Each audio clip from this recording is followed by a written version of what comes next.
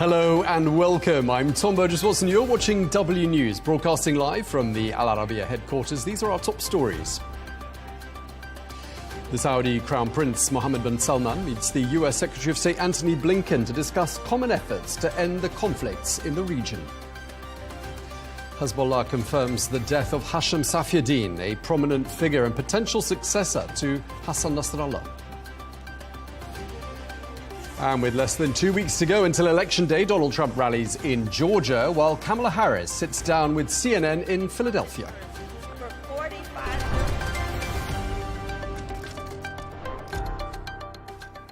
Hello and welcome. The Crown Prince of Saudi Arabia, Mohammed bin Salman, and the US Secretary of State Antony Blinken held talks today in Riyadh, talks in which they discussed the situations in Gaza and Lebanon. Well, this visit comes as Blinken continues his tour of the region following a meeting with the Israeli Prime Minister Benjamin Netanyahu on Tuesday. Well, Blinken reiterated to his hosts in Israel the need to end the war in Gaza, free the hostages, and allow the people of Gaza to rebuild without Hamas. Since October 7th, a year ago, Israel has achieved most of its strategic objectives when it comes to Gaza, all with the idea of making sure that October 7th could never happen again. In the space of a year, it's managed to dismantle Hamas's military capacity. It's destroyed a bunch of its arsenal. It's eliminated its senior leadership, including, most recently, Yahya Sinwar. This has come at the cost, great cost, to Palestinian civilians in Gaza. Now is the time to turn those successes into an enduring strategic success. And there are really two things left to do. Get the hostages home and bring the war to an end with an understanding of what will follow. And that's what we've been working on this past day and will continue to work on throughout this trip. US Secretary of State Antony Blinken speaking there. Meanwhile, in an exclusive interview with Al Arabiya News, the senior Hamas official Bassem Naim told my colleague Riz Khan that if Antony Blinken wasn't able to stop the Israeli aggression in Gaza, then he should go back to Washington and focus on the US election instead. With Antony Blinken making his 11th visit to the region, if you could have a message for him, what would it be? Either he come here to say for the Israelis, you have to stop the aggression immediately, or I would advise him to spare the time and to go back to the Washington. Maybe he has better job to help Kamala Harris or his administration to win the next election. He has nothing to do here if it is not to stop the aggression immediately against the Palestinian people. Hamas official Bassem Naim speaking there. Well, let's cross to Tel Aviv now and get the latest from our correspondent Sarah Coates, who's standing by for us. Sarah, welcome to the programme.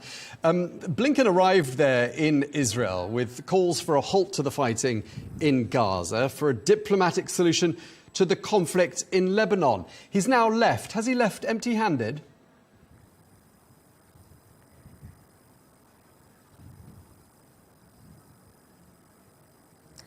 Hello there, Tom. It certainly doesn't feel as though Antony Blinken, the US Secretary of State, really achieved anything concrete during this visit, especially here in Israel. If you're looking at this push to get a ceasefire in Gaza, to get these 101 Israeli hostages released, and it really doesn't appear as though Mr. Blinken did in any way strong-arm the Israelis to actually get this ceasefire in the Strip, nor any kind of resolution with Hezbollah in Lebanon. Now, when we're talking about Gaza, we also need to talk about the positions of both Israel and also Hamas, and it really doesn't appear as though there is any willingness from either side, if you look at it like that, to really change these long-held positions on the ground. The Israelis have been saying that they will continue to operate inside Gaza and make sure that Hamas does not pose a threat to Israel anymore. And when you look at Hamas's position,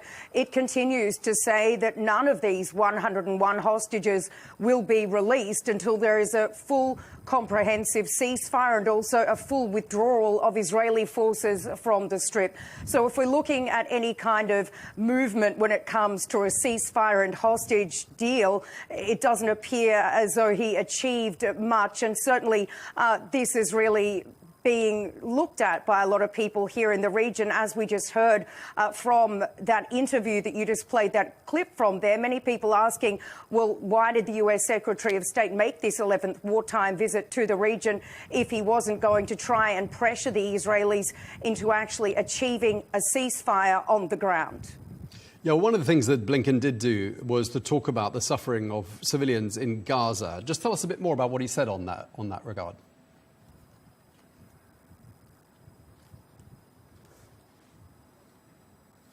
He said that much more needs to be done to get this vital aid into the Gaza Strip. It's also understood that Mr. Blinken did talk to these senior Israeli officials during these meetings that he had throughout the day yesterday, speaking about what is known as the General's Plan. Now, we do need to remember that there is this re-offensive happening, rather, in the northern part of the Gaza Strip. A lot of people there said to be not able to leave this northern part of the Strip. This is something really that's been seen as a way to actually starve people out of particular areas, something that the Israelis are denying doing. But certainly this is something, according to a number of officials here on the ground, that was spoken about. And there is a lot of concern when it comes, of course, to the humanitarian situation on the ground inside Gaza. A lot of these aid groups, Tom, have been saying basically that no aid, no vital supplies have actually been allowed into this northern part of the Strip for more than 2 weeks, which is really ringing the alarm bells, certainly given the already dire situation on the ground in that part of Gaza. OK, and Sarah, I wanted to ask you about what Blinken said to the Israeli leadership with regards to Iran, because he said, don't exacerbate the hostilities with Iran. I'm assuming, therefore, he was talking about this anticipated Israeli strike on Iran, I should say counter-attack on Iran.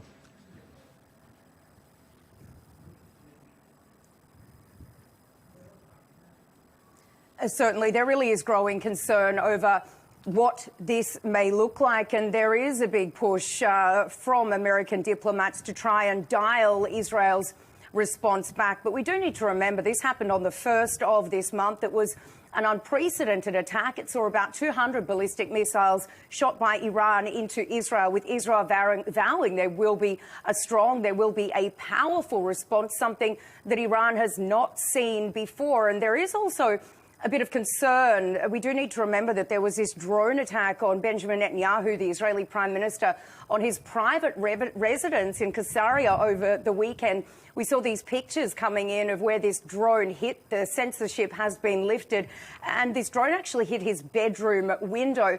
And there is concern now that after this attack, which Benjamin Netanyahu is blaming on agents of Iran, that this response by Israel to that unprecedented ballistic missile attack, that this could actually be something that is much stronger. Now, we are hearing, according to a number of sources here in Hebrew media, that this target has been picked.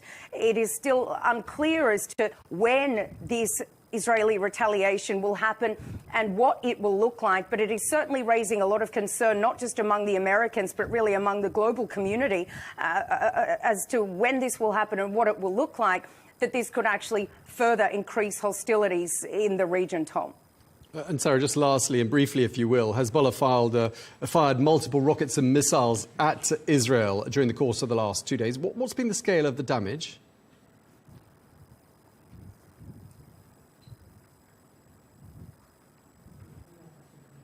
That remains unclear at this hour, but Hezbollah has said over the last half hour or so that it's unleashed what it is calling a swarm of drones on an army base just south of Haifa. That is about 150 kilometres north of where I'm standing now, a vital port city. Now, in terms of other incidents throughout the day, there have been many, many rockets fired into these largely evacuated northern communities, large fires breaking out in places like Kiryat Shimona.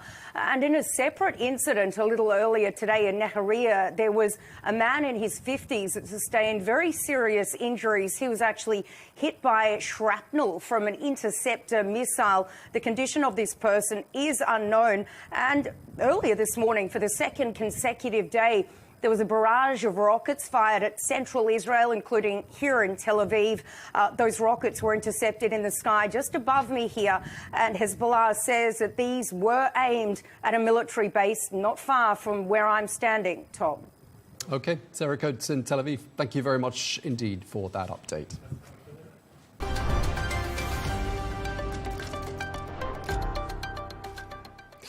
Staying with the Middle East, and Hezbollah confirmed today that the group's replacement leader has indeed been killed. Hashem Safieddine, the apparent successor of Hassan Nasrallah, was killed in an airstrike.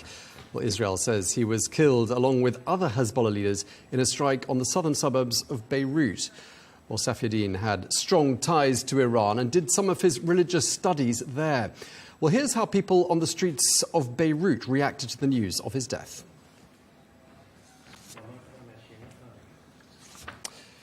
Let's listen to how people reacted in Beirut to the news of Safieddine's death. Regarding the news circulating about the martyrdom of Hashem Safieddine, there are others. If he really has been martyred, then congratulations to him. If he still hasn't, then congratulations to us for still having him as a leader. And if one commander goes, there are 1,000 other commanders to lead Hezbollah. In any way, the world does not stop at a person, and no party will stop at a person, and no army stops at one leader. When one dies, another takes his place. Even if they appoint someone else to replace Safieddine, every person they name to appoint, Israel will have him in mind to assassinate, so they can get rid of something called Hezbollah. Reaction there to the news of Safieddine's death. Well, this comes after the Hezbollah chief Hassan Nasrallah was killed in an Israeli airstrike in Beirut, which took place on the 27th of September.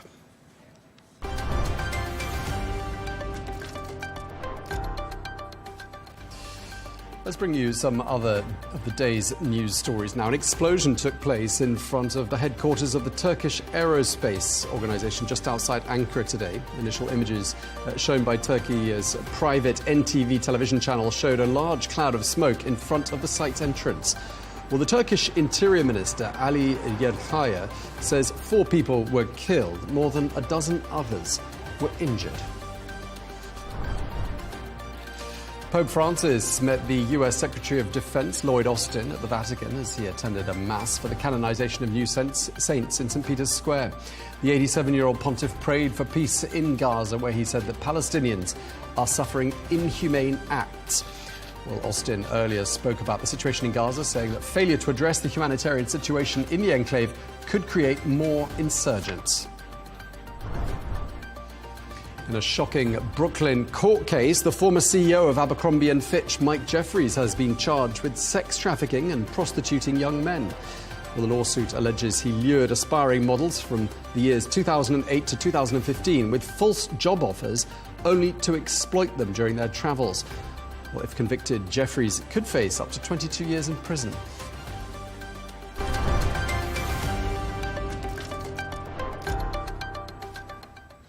The US Vice President Kamala Harris is back on the campaign trail today, holding a televised town hall event in the key battleground state of Pennsylvania. Well, she was criticized by the former US President Donald Trump for being, quote, lazy as hell. This after spending Tuesday conducting interviews in Washington, D.C. Instead, another former president and a rap god took to the stage on her behalf in Michigan, where there is a significant number of Muslim voters. Well, our correspondent Benji Hire filed this report.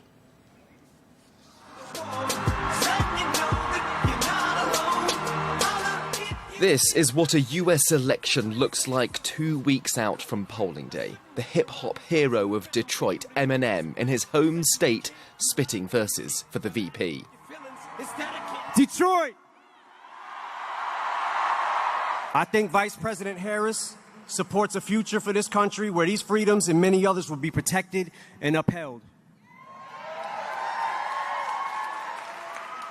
And here to tell you much more about that, President Barack Obama.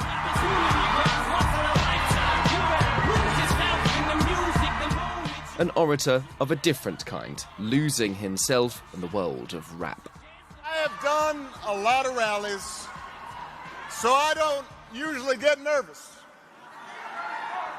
But I was feeling some kind of way following Eminem. I mean, I noticed my palms are sweaty, knees weak, arms are heavy, vomit on my sweater already, mom's spaghetti. I'm nervous, but on the surface I look calm and ready to drop bombs, but I keep on forgetting.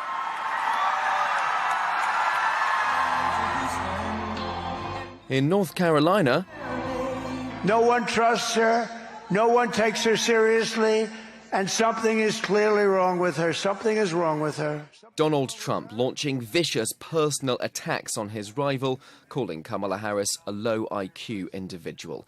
Trump on Tuesday was on the receiving end of a strong rebuke by his own former Chief of Staff, John Kelly. The ex-Marine Corps general said his old boss meets the definition of a fascist, warning he would govern like a dictator. He claimed Trump once demanded the kind of generals that Hitler had. Comments denied by Trump's camp that might have once sunk a candidate's White House hopes. Cue condemnation from the current commander-in-chief, pillaring his predecessor.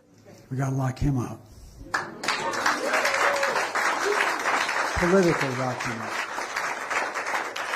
Lock him out. That's what we have to do. Kamala Harris took a more measured tone as she sells her vision to the country. Part of what is important in this election is really not only turning the page, but closing the page and the chapter on an era that suggests that Americans are divided. This election, though, isn't one on sound bites. It's one at the ballot box, and there's already been a record turnout in a number of states. And I know you've heard it about, 15 times so far today, but it's worth repeating. Here in Wisconsin, early voting starts today.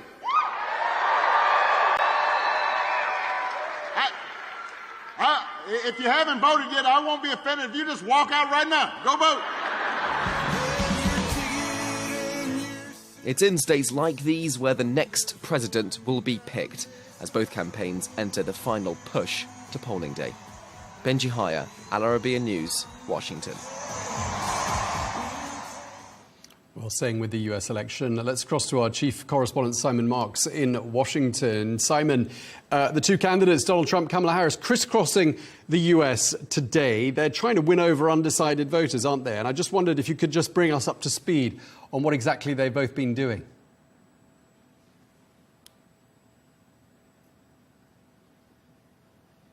Yeah, absolutely. I mean, that is the name of the game now in the remaining days of this election, to win over any voters that remain undecided and remain up for grabs. So Donald Trump is going to be addressing two events later today in the battleground state of Georgia. Kamala Harris, we did not expect to see until this evening, when she will be participating in a televised town hall on the television network CNN. But a few minutes ago, she did emerge from her residence here in Washington, D.C. To make a statement before reporters, capitalizing on comments that were made within the last few days by Donald Trump's former chief of staff at the White House, General John Kelly, who, as we reported earlier, is indicating that he believes that Donald Trump, if re-elected, has fascist tendencies. He also reveals in an interview with a journalist for The Atlantic magazine that Donald Trump, in General Kelly's presence, on several occasions spoke approvingly of Adolf Hitler. Now, Kamala Harris has seized on those comments, making this appearance in Washington and describing Donald Trump as increasingly unhinged and unstable.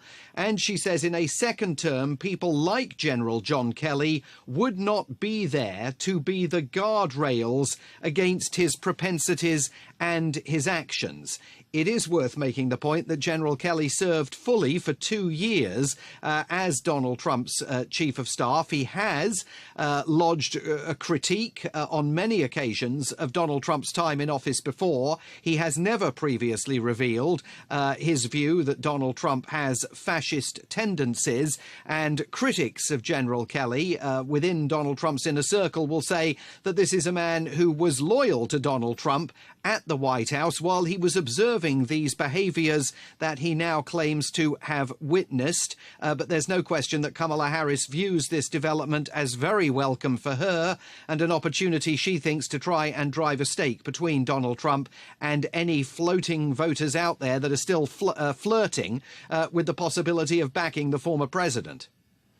Yeah, and just tell us a bit about the voting process, because early voting is, of course, well underway. Today we've seen the vice presidential hopeful for the Democratic Party, Governor Tim Walz, casting his ballot in Minnesota. Just tell us, what's the level of enthusiasm and participation that we're seeing in the early stages of voting?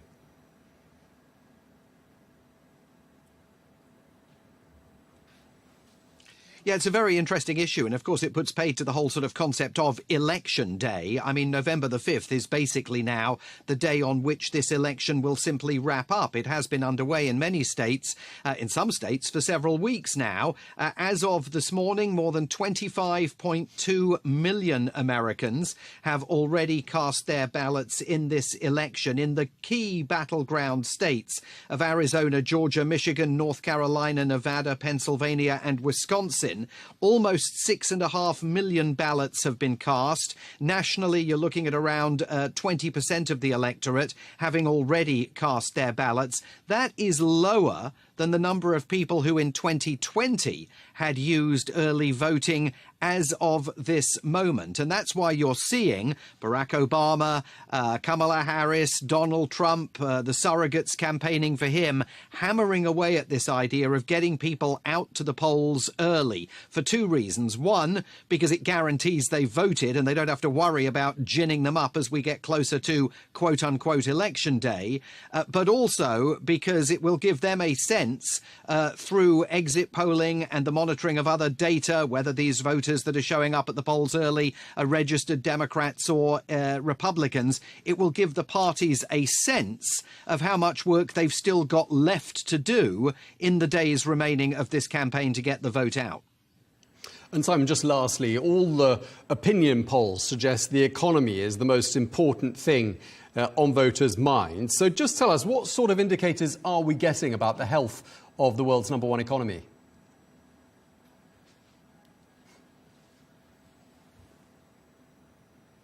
Well, I mean, they're extraordinarily strong. I mean, this week alone, the International Monetary Fund has said that the United States economy continues to lead the world, pulling ahead of the world's other advanced economies in very large measure due to higher productivity.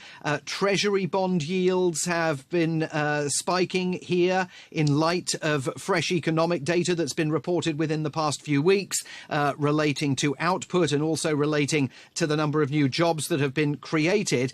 And, of course, both the Dow Jones and the S&P have notched up record gains, recording record highs over the course of the last few days. So traditionally, you would think that's all very, very good news for Kamala Harris as she continues to wage her campaign to succeed Joe Biden. And yet, polling continues to show that millions of Americans say they are simply not feeling it in their own personal pockets, and that what really worries them more than anything else is the price that they are paying for groceries and other essentials and inflation. And that's why there is still a gap between the strength and health of the American economy and voters who say not only that they feel that the country is on the wrong economic track, but many of whom blame the Biden-Harris administration for the country finding itself in the predicament that they, in their daily lives, face.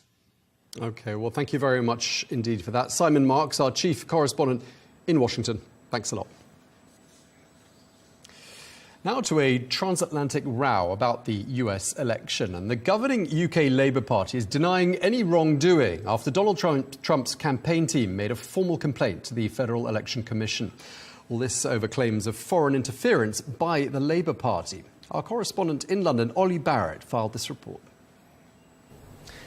The initial social media post from Labour's head of operations that sparked the complaint from the Trump campaign has now been taken down. But in it, the Labour head of operations suggested that dozens of Labour figures are going to call for further Labour figures to be involved in the campaign in the United States, and said that their housing could be sorted in some way. Now, it's not illegal for foreign volunteers to campaign on behalf of either of the major political parties in the United States, but it would be illegal if foreigners were being compensated in some way. Now, the Labour Party here in the UK insists that nothing has been going on in terms of any wrongdoing. It says that any Labour figures who are going to be campaigning in the United States for the Democrats, for Kamala Harris, are doing so as volunteers, are doing so on their own time, and the Labour Party insists that it has not been playing any role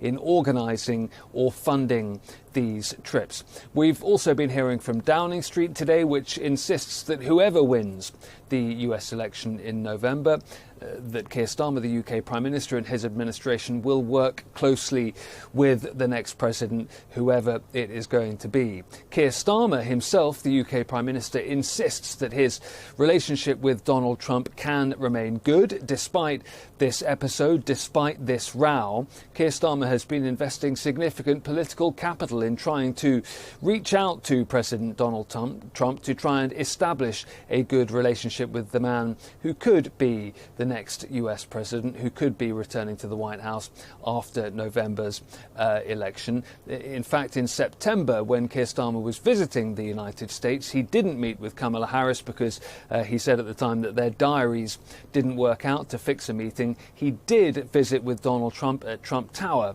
in New York and said that they had had good discussions when doing so. So a difficult episode for the UK Prime Minister. He is trying to play down this row, play down this episode, but he and people around him in number 10 Downing Street here in London will be aware that there is the potential for this complaint by the Trump campaign to continue to lead to difficult questions for it, particularly if the result in November is close. Ollie Barrett, Al Arabiya News, London. OK, well, let's get more on this now with Sebastian Gorka, former strategist to President Donald Trump. Thank you very much indeed for taking the time to speak to us. Now, you've been quoted as describing this support by the Labour Party as being outrageous. Elon Musk has been calling it illegal election interference. But let's be clear, according to US Federal Election Commission laws, and we heard it there from our correspondent, foreign volunteers are allowed on US campaigns, aren't they, as long as they're not paid. So just to be clear, no one's broken any laws here, have they? How do you know that? Do you know whether they're being paid or not? Do you know who's paying for their hotel rooms? Do you know who's paying for their travel? Either these are in-kind contributions which must be declared, or they're felons and they're committing crimes. There are several foreign nationals, many of them communist Chinese ties, in prison today for doing these kinds of things. One of them was arrested by the FBI just in May for misappropriating, using campaign funds from foreign sources here in the US. So I'm surprised you know so much about what Labour is doing and who's funding them, but I don't. And if monies are spent from foreign sources for Kamala Harris's cratering campaign, that is a crime in the United States. I'm sure it is. And if that evidence does come to light, I'm sure you and others will present it to the relevant authorities. Let's talk about Sophia Patel, who is the Labour Party's head of operations. She put this call to mobilise out on LinkedIn, and her party says she acted out of her own initiative and that she doesn't represent the party. How has that explanation gone down, do you think? Farcical.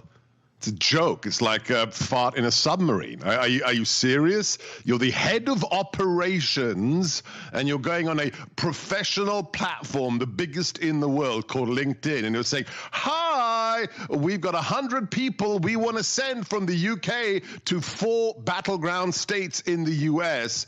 It's a lie. Of course it's a lie. And the fact that she's still got her job tells you something is wrong in the state of Denmark.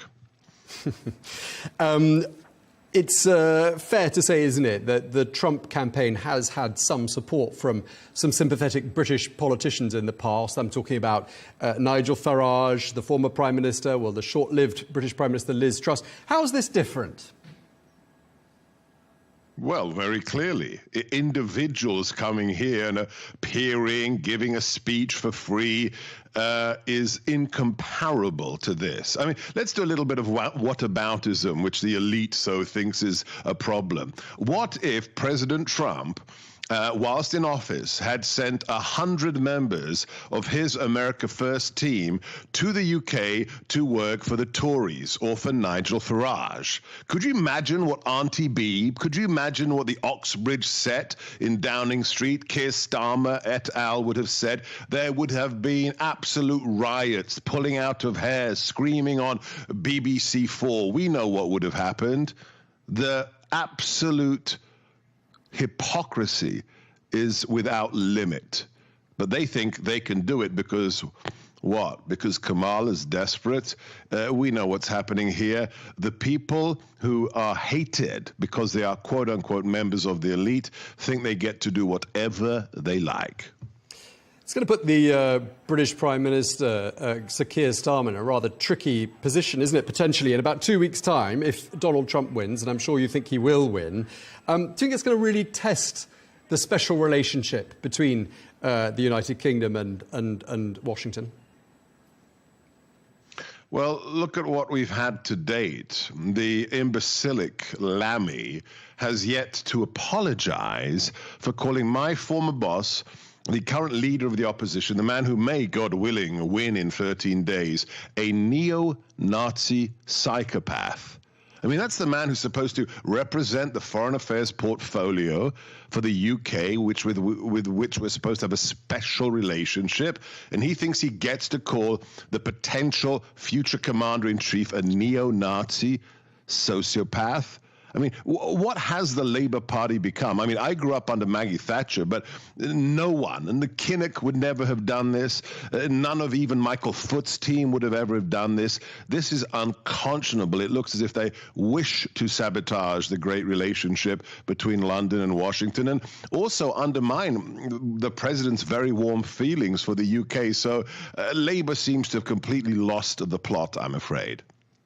Yeah, I mean, the Trump administration, well, Donald Trump in his first term in office never had to work, did he, with a Labour Prime Minister? This is going to be his first chance. But in the past, it's worked quite well, hasn't it? Didn't Tony Blair get on reasonably well with George W. Bush?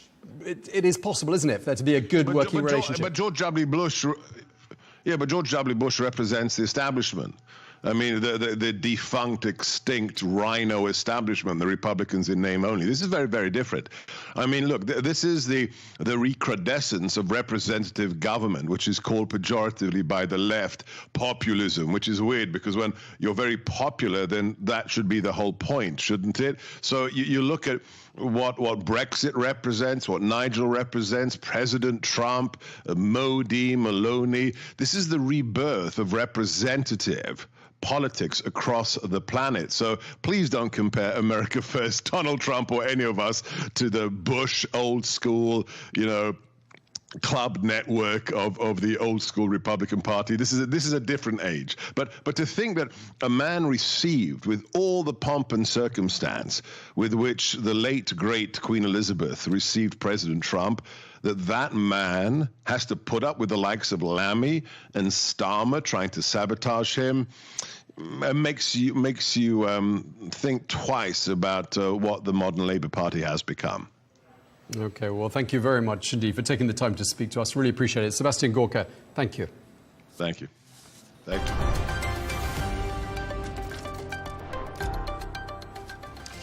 Let's get some business news for you now. The Saudi economy is forecast to expand 4.4% in 2025. That's the fastest in 3 years and up from an expected 1.3% earlier in the year. Well, according to a Reuters poll of economists, the growth in Saudi Arabia is fueled by higher oil output. Well, the Gulf Cooperations Council economies are forecast to expand an average of 4.1% next year. That is up from an earlier estimate of 3.7% back in July. The CEO of Boeing, Kelly Ortberg, is warning that the company is at a crossroads. This after losses reached around $6 billion. Well, since his August appointment, Ortberg has been focused on stabilizing the firm amidst manufacturing and safety issues. While more than 30,000 workers remain on strike at Boeing, halting production for more than a month now, as they prepare to vote on a new pay and benefits proposal.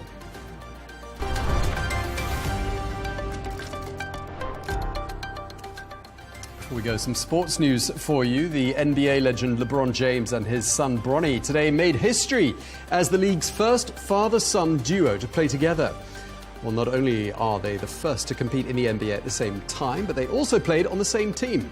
Well, that dynamic duo appeared at the court during the Los Angeles Lakers season opener, prompting a huge ovation from the crowd. And the former Los Angeles Dodgers star Fernando Valenzuela has died.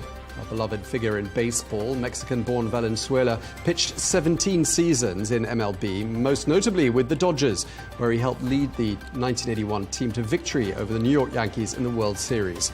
Well, his remarkable performances sparked Fernando Mania, drawing a significant Mexican fan base for the team. He was 63 years old.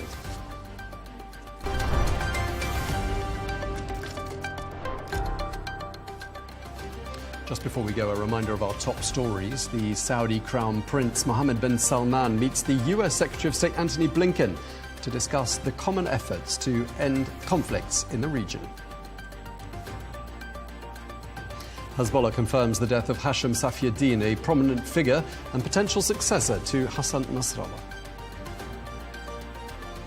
And with less than 2 weeks to go until Election Day, Donald Trump rallies in Georgia while Kamala Harris sits down with CNN in Philadelphia. That is all we have time for. Coming up next is Riz Khan at 1:30 p.m. Eastern Time. Do join Rosanna Lockwood for Global News Today. That is a roundup of top international news with exclusive insights and fresh perspectives from leading experts and influential decision makers. Thanks for watching. Stay tuned.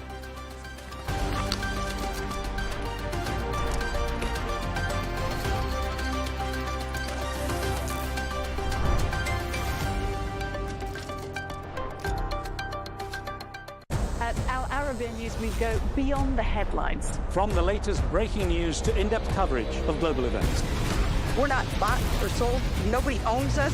The loss of life, the destruction of property. The conflicts are such a terrible thing.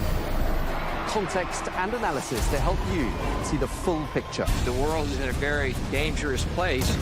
Join us on Arabiya News. It's very impressive. Where knowledge meets perspective.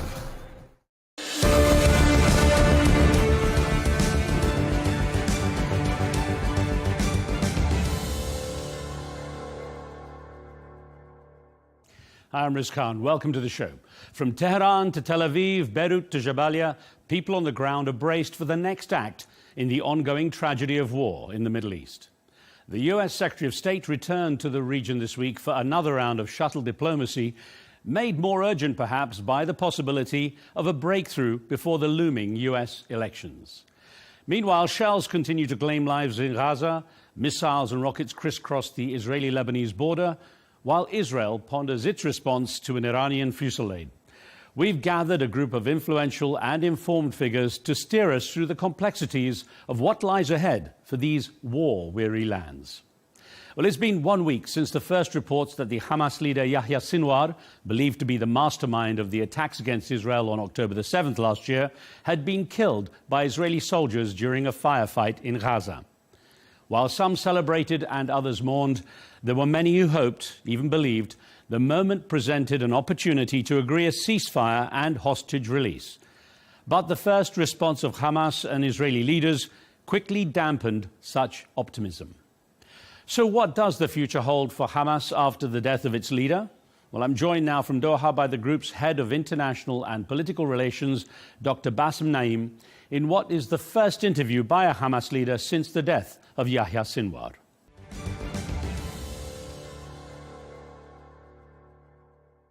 Dr. Naim, it's good to speak with you again. Now, I want to start by asking what hopes you have for the return visit to the Middle East by the US Secretary of State Antony Blinken. What would you like to hear from him on this trip? If you ask me, what I want to hear from him is clear one word. Israel has to stop the aggression against Gaza immediately. But unfortunately, this is not the case, and most probably it will not be the case, based on the experience of Antony Blinken himself and the administration for more than a year. I would believe that this visit is not more than sound grenades, to buy more time for the remaining period of the elections in order not to try to contain the situation as much as possible so that they are not getting more worse pictures from inside Gaza. But this is exactly against the reality on the ground. Palestinians are slaughtered on a daily basis, especially in the northern part of Gaza Strip. Therefore, we don't hope a lot from his visit. All right. Well, last time we spoke to Dr. Naim was on the eve of the October 7th anniversary, and less than 2 weeks later, your leader, Yahya Sinwar, was killed by Israeli soldiers. How did you hear the news, and what was your relationship with Yahya Sinwar like? I am a member of the political bureau in Hamas in Gaza, and Brother Yahya Sinwar was the head of this political bureau. He was the head of the movement in Gaza.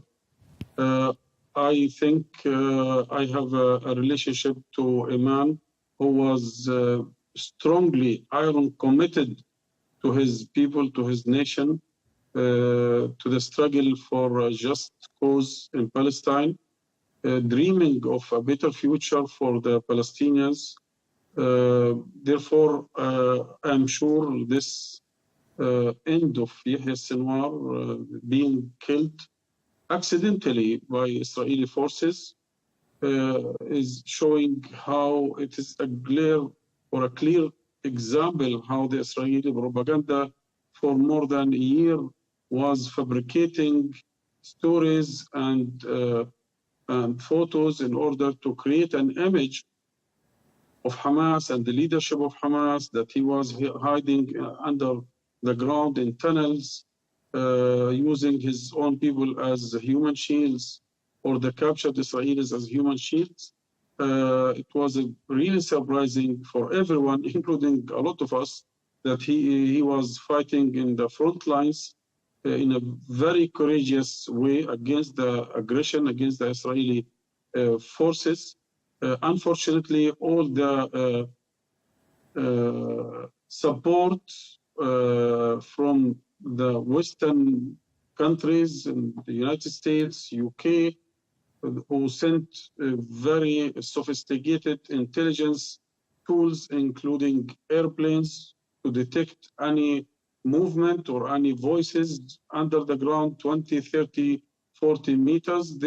All of them have failed to discover or to detect the presence of our hero, our leader, Yahya Sinwar, in the front line, meters away from the tanks and meters away from the Philadelphia corridor. Well, sir, there's something I'd like to ask you. The Wall Street Journal reported that Yahya Sinwar was offered the chance to leave Gaza and hand over the negotiations to the Egyptians, but he declined. Can you confirm that? I think anyone who knew Yahya Sinwar, he would not expect that there is anyone in the movement who can convey this message to Yahya Sinwar. Yahya Sinwar is so committed to his country, to his nation, to this struggle. He spent more than 22 years in Israeli jails.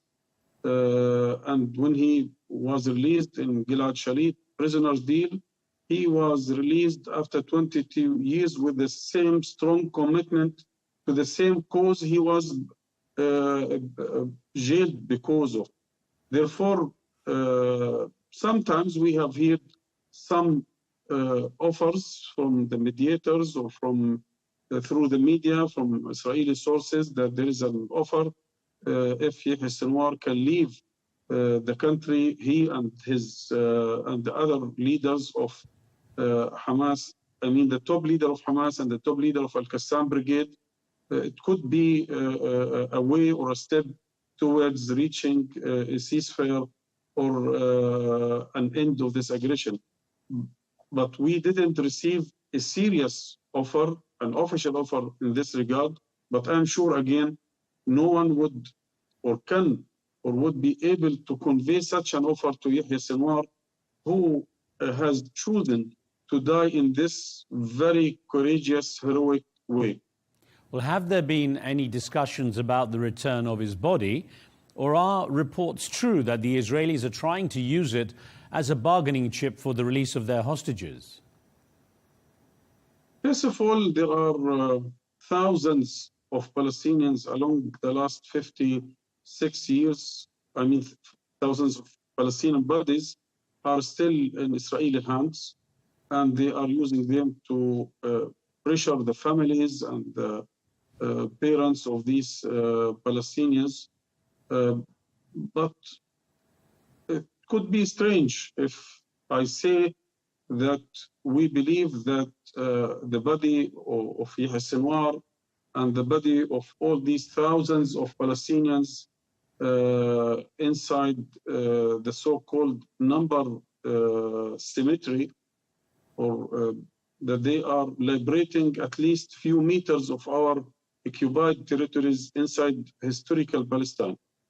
And therefore, no one can use it to pressure neither Hamas or any Palestinian in such a way, because we believe that if he is in Gaza, or is he in a number cemetery in Ashkelon, the original city of Yahya Sinwar, or is his body in a grave in Jerusalem, we believe that he is liberating this small, tiny area, but even by his body after his death.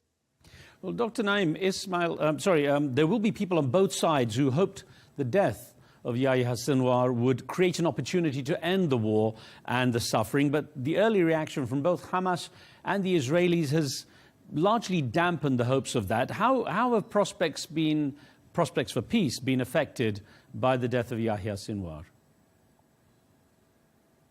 First of all, I would say that the word peace is inappropriate in this context. You cannot talk about peace built on the ruins of millions of Palestinians who are oppressed or killed or jailed or executed during this struggle.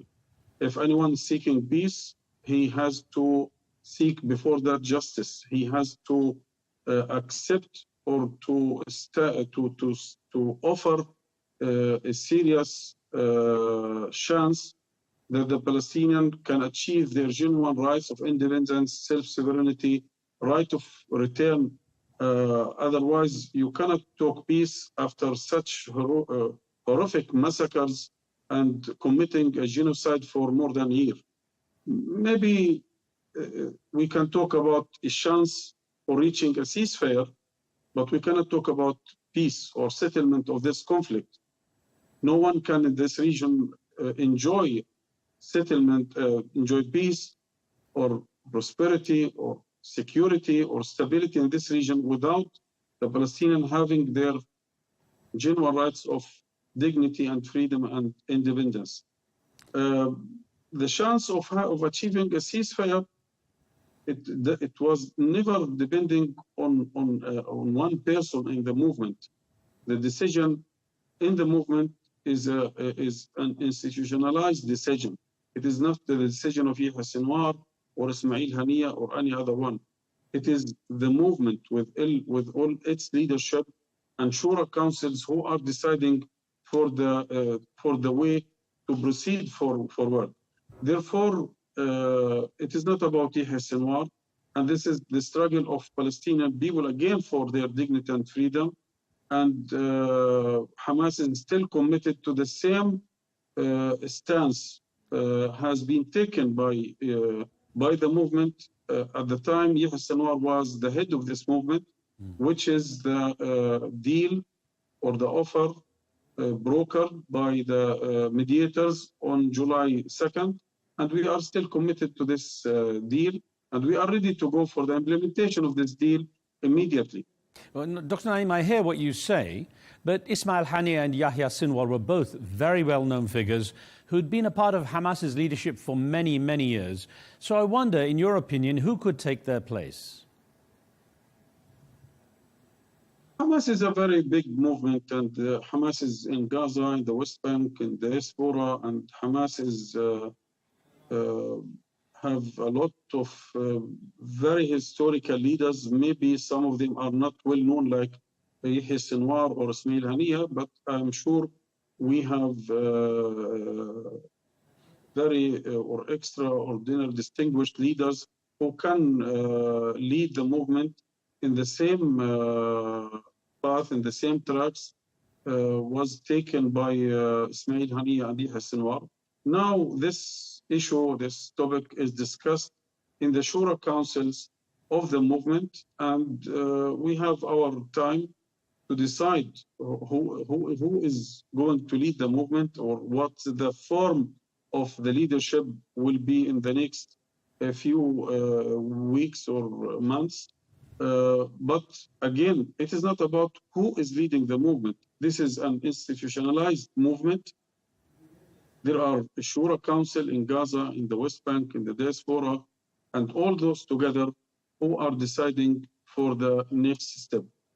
Well, Israel also managed to kill Hezbollah's leading figure for so many decades, Hassan Nasrallah, and I wonder what sort of impact did his death have on Hamas's operations? I think the Israelis are deceiving themselves and cheating their allies and the people around the world when they distribute the idea that assassinating the leaders will change the strategic course of any of these escalations or of the conflict now. Again, it is not about Hassan Nasrallah. It is not about Yahya Sinwar or Haniya. Israel has assassinated the founder of Hamas, Sheikh Yassin, and his successor, Dr. Rantisi, and a lot of our leaders along these last 40 years after the foundation of the movement. But each time Hamas became stronger than before and more popular than before. Therefore, it is not about this leader or the other leader.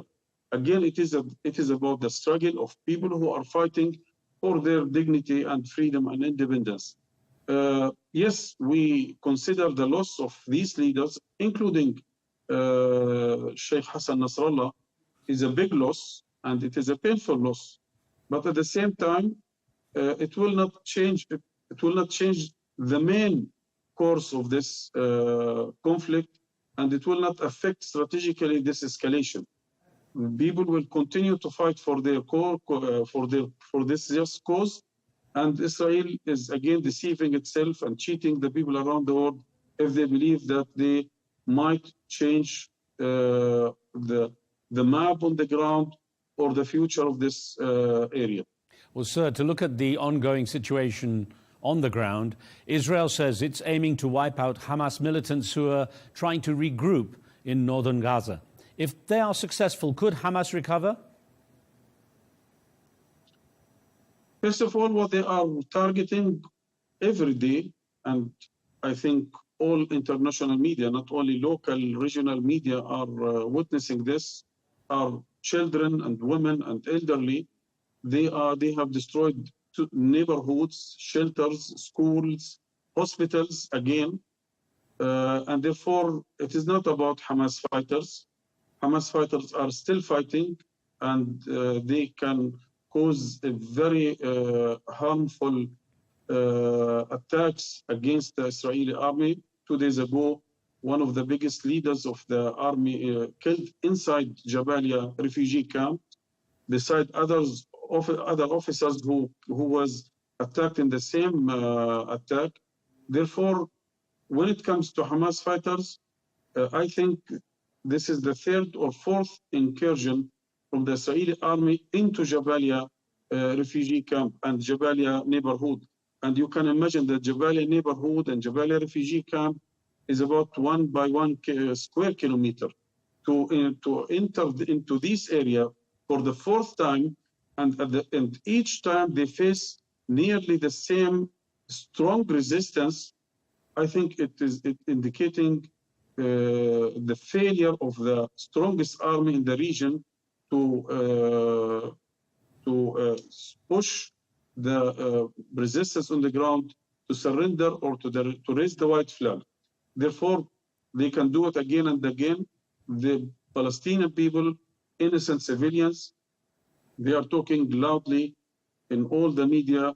We are committed to our land. We are not going to leave, because either we live here in dignity, or we are dying here in dignity, but we are not going to leave. But the question is, where is the international community when we, on a daily basis, hour by hour, we are witnessing massacres again everywhere in the northern part of Gaza Strip? People are totally isolated from the outside world. Okay. People are denied basic needs, including medicine and food. For the last 2-3 weeks, nothing entered to the northern part of the Gaza Strip. People are dying of hunger, people dying of sickness, of disease. Understood, sir. So no, but just let me ask you then, yes, Dr. Naim, how do you think any ceasefire and long-term peace plan might work now? Could peace be imposed from the outside without a two-state solution? No one can, from outside, from the region or from the international community, can impose any plan on the Palestinians if they don't want to accept it against their will.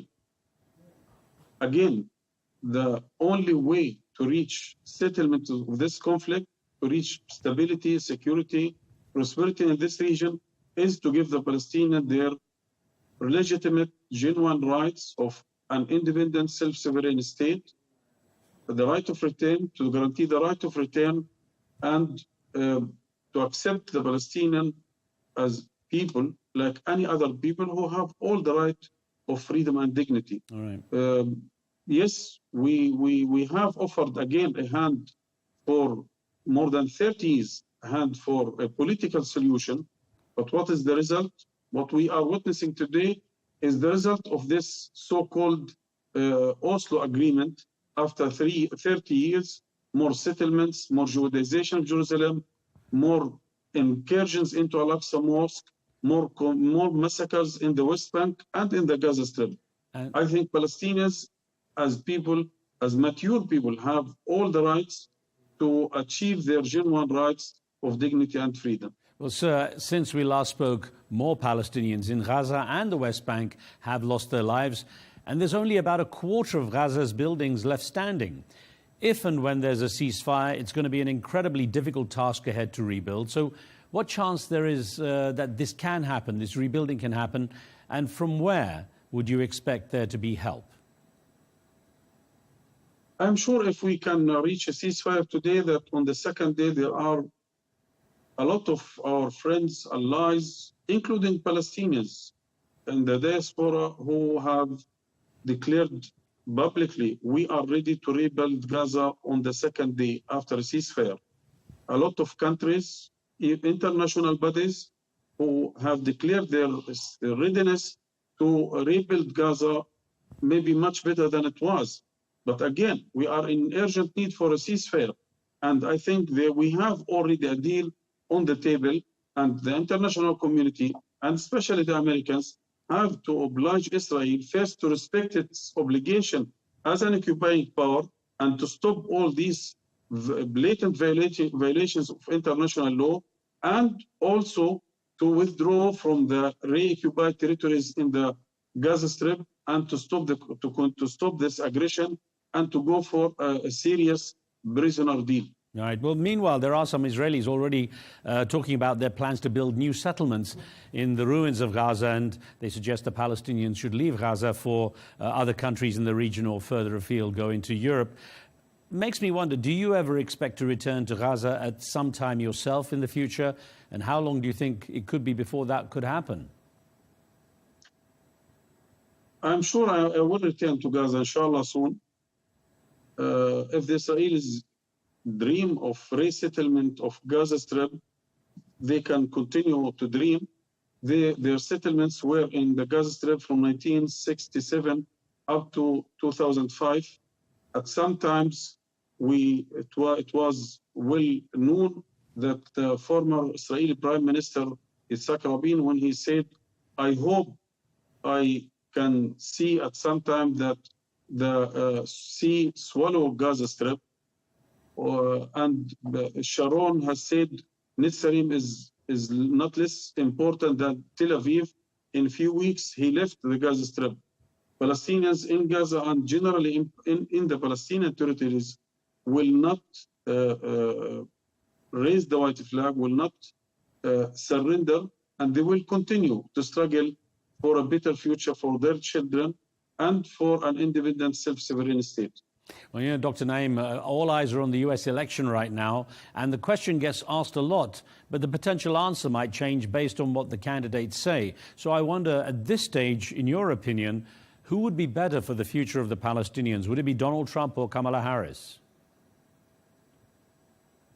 I think after 70 years experience with the American administrations, and maybe most of the Palestinians have more experience with the American elections that more than most of the Americans, because we have always followed up the American elections and waiting for this or that, a president, Republican or Democratic candidate. After 70 years, there is no difference. When it comes to the strategic issues, when it comes to the core issues or topics, there is no difference. All the differences are tactical differences or part of the election campaign. But when it comes to the serious rights of Palestinians, no one is better than the other, first. Second, we have seen it along decades of different American administrations who have given all the cover for the Israeli plans for continuous settlements of the West Bank, Judaization of Jerusalem, the takeover of the Al-Aqsa Mosque and the Al-Khalili Mosque in Hebron, and all these plans were hosted and supported and financed and covered politically in the Security Council by the American administrations, regardless of Republican or Democratic. Well, sir, a final thought then, with Antony Blinken making his 11th visit to the region, if you could have a message for him, what would it be? Either he come here to say for the Israelis, you have to stop the aggression immediately, or I would advise him to spare the time and to go back to the Washington. Maybe he has better job to help Kamala Harris or his administration to win the next election. He has nothing to do here if it is not to stop the aggression immediately against the Palestinian people. Dr. Bassem Naim, thank you very much, sir.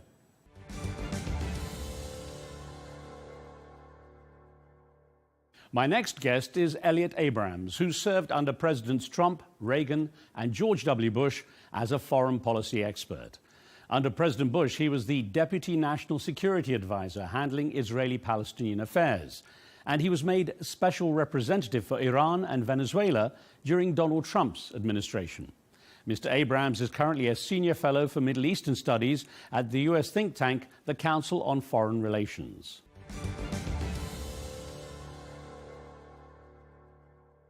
Sir, I'm glad you could join us for this. Now, the U.S. Secretary of State Antony Blinken's back visiting the Middle East region. He's now on his 11th trip, and many analysts have described them as largely ineffective. What might be different this time? I think the Israelis have changed the facts on the ground. If one looks at Lebanon, it certainly looks different than it did, let's say, a month ago. And that might create more space for Blinken. Well, what went through your mind, though, when you heard about the leaked U.S. intelligence reports regarding what's happened with Israel's response to Iran's attacks and how the Israeli forces might retaliate? Could that have any bearing? It could. I think it's extremely embarrassing for the United States government. Either it's incompetence in the sense of having shared the information much too widely and without enough security, or it's somebody inside the U.S. government deliberately revealing this. Either way, it's a terribly bad look for the United States government. I think it puts Blinken on the defensive with respect to the government of Israel. Well, going back to the region, Mr. Abrams, of course, there's a lot of buzz. The current buzz is around amending United Nations Resolution 1701 from the year 2006, which was designed to create a buffer zone between Hezbollah and Israel, where a lot of the attack focus is based now. What do you make of this as the basis for a ceasefire deal, and what could those amendments include? The most important amendment would be some kind of enforcement. I was actually in the White House in the National Security Council in 2006 when we were developing 1701. Secretary of State Rice at that time tried to get, frankly, some European troops to help at least with border enforcement on the Lebanese-Syrian border. There were no takers. I think the question about reform of 1701 is not the fundamental idea that Hezbollah would move out of the south, that only the Lebanese army, the Lebanese state, and some international forces would be in the south. That stays. The question is, what happens if Hezbollah breaks the rules? Who is going to enforce 1701? And I hope that Blinken will be focusing on that question.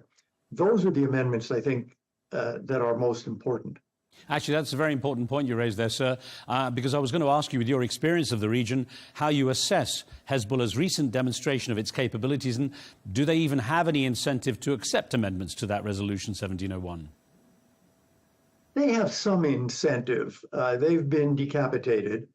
A lot of damage is being done to their area of Lebanon, Dakhia and South Beirut, but the South more generally. Their Shia supporters are the people who have had to move out of South Lebanon and to the north. So they want, presumably, they have some desire to help their people, to help Lebanese Shia, who are their supporters, because among other things, Hezbollah is not just a terrorist group, it's also a political party. So there is certainly much more incentive than there was, 3 or 6 or 12 months ago. Is it enough? I think that depends partly on how much pressure there is from outside, EU, France, United States, and how much pressure there is from inside, from Christian Lebanese, from Druze Lebanese, from Sunni Lebanese. So, apart from the Israel versus Hezbollah front that's been taking place, the situation between Israel and Hamas still continues in Gaza. And Hamas's Yahya Sinwar was seen pretty much as Israel's enemy number one after reportedly being the mastermind behind the 7th of October attacks last year. Now, what do you assess as the impact of his death, both on Hamas and the prospect of a ceasefire in Gaza? It has to be demoralizing for Hamas to have lost not only so many others near the top, but the man at the top, Sinwar. It does create a kind of operational problem. Who do you negotiate with? That is, if you are the Qataris, for example, or the Egyptians, who are your interlocutors now? And can they actually make decisions? If there is to be a deal, for example, to release all the hostages, who in Hamas now has the ability to say, okay, we're going to do that? But I think the key here is to keep the pressure on, frankly, because that's what gives Hamas the incentive to try to make some kind of deal. Well, based on what you just said, Mr. Abrams, there's a lot of speculation on how a post-war Gaza could be governed and by whom. What is your scenario? Yeah, this is the most difficult question. I was part of a group, it's now almost a year ago, trying to put together a plan. There have been 5 or 6, all, I think, basically sensible plans. But the question is who is going to govern and who is going to maintain security? The answer cannot or should not be the Israeli army. And I think the Israelis agree with that. But it can't be the Palestinian Authority. It doesn't have the legitimacy or popularity or the forces. So one is really thinking about some combination of local police, international forces, and maybe some private companies that can provide security for a warehouse here or a hospital there. But I have not really seen any movement toward the adoption of a plan by the United States, by Israel, by the Arab governments. I mean, it seems as if we are almost exactly where we were 1 year ago today on answering your question. And it is in a way, the central question. When the fighting stops, then what? Who governs Gaza? Who polices Gaza? We are not closer to an answer, I'm sorry to say. Well, we started out looking at the issue of the resolution modifications, and we also looked at the leak of the information of Israel versus Iran. How do you believe Israel should respond to Iran's previous attack and those of its proxies? I think that the Israelis are going to hit Iran, and I think they actually have to. Iran shot just short of 200 ballistic missiles at Israel. One cannot, I'm sorry, turn the other cheek, or as President Biden put it, take the win. So I think the Israelis are going to hit back. And again, I think they should. The target list is a very large one, and that's a different debate. Military targets, economic targets, oil, the nuclear targets. As to the proxies, well, they are decimating the proxies. If you compare Hamas 1 year ago and Hezbollah 1 year ago, the Israelis were talking about being strangled by this Iranian ring of fire in their term. That doesn't exist anymore. Hezbollah and Hamas have been so badly weakened. The Israelis have also hit directly at the Houthis. So I think they've made the decision. We can't live with this. We need to fight back against it. Pardon me. And in addition to hitting the proxies, they're going to hit Iran. There is the concern, Mr. Abrams, about targeting of nuclear sites, potential nuclear sites in Iran, and where that might take things. How concerned are you about that and the prospect of a really wider regional war taking place? We have, in a sense, a regional war in that it involves Shia militia in Iraq and Syria, involves Lebanon, Yemen, Iran, Israel. So it exists. I see the danger of hitting the nuclear sites. The reaction on the part of Iran might be, okay, we're out of the nuclear non-proliferation treaty. But the danger if you don't hit the sites is they move closer and closer and closer to a nuclear weapon. The way in which countries like Saudi Arabia and the United Arab Emirates are dealing with nuclear issues and nuclear power is extremely sober and responsible. Iran is enriching to 60%. You need uranium enriched to about 5 or 6% for nuclear power. There is no explanation or justification for enrichment to 60%, except the desire to build a nuclear weapon. So I can also see the Israeli desire, because the world has not stopped that, the Israeli desire to try to stop it or set it back by themselves. And I don't think we should view the Iranian nuclear program as immune. The International Atomic Energy Agency has repeatedly said, and most recently in September, Iran is not cooperating. They're not able to do the inspections that have been repeatedly promised. There are many questions that are unanswered. I think Iran has a nuclear weapons program. And if no one else is going to do anything about it, ultimately, the Israelis will. Mr. Abrams, with the lack of time, I can essentially end with one question. I guess, what can we expect from a Trump or a Harris administration as far as Middle East policy is concerned? What's your view on that, having served with a number of presidents? I think we're guessing, but I think a Biden administration was, of course, a Biden-Harris administration. And it's reasonable to think a Harris administration will continue essentially the same lines. Trump is much more unpredictable. he was much more hostile to Iran and had, the maximum pressure sanctions. He was closer to Saudi Arabia and the Emirates, I think. And he was more supportive of Israel, if one thinks of moving the U.S. Embassy, for example, to Jerusalem.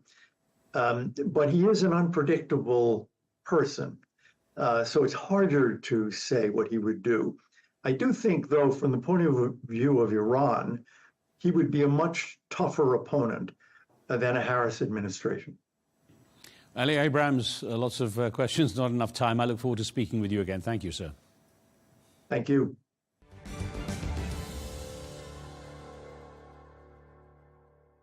And that's all for this episode, but look out for special coverage in the days ahead as we count down to Election Day in the USA. Until then, I'm Riz Khan. From me and the team, thanks for watching. We'll see you soon.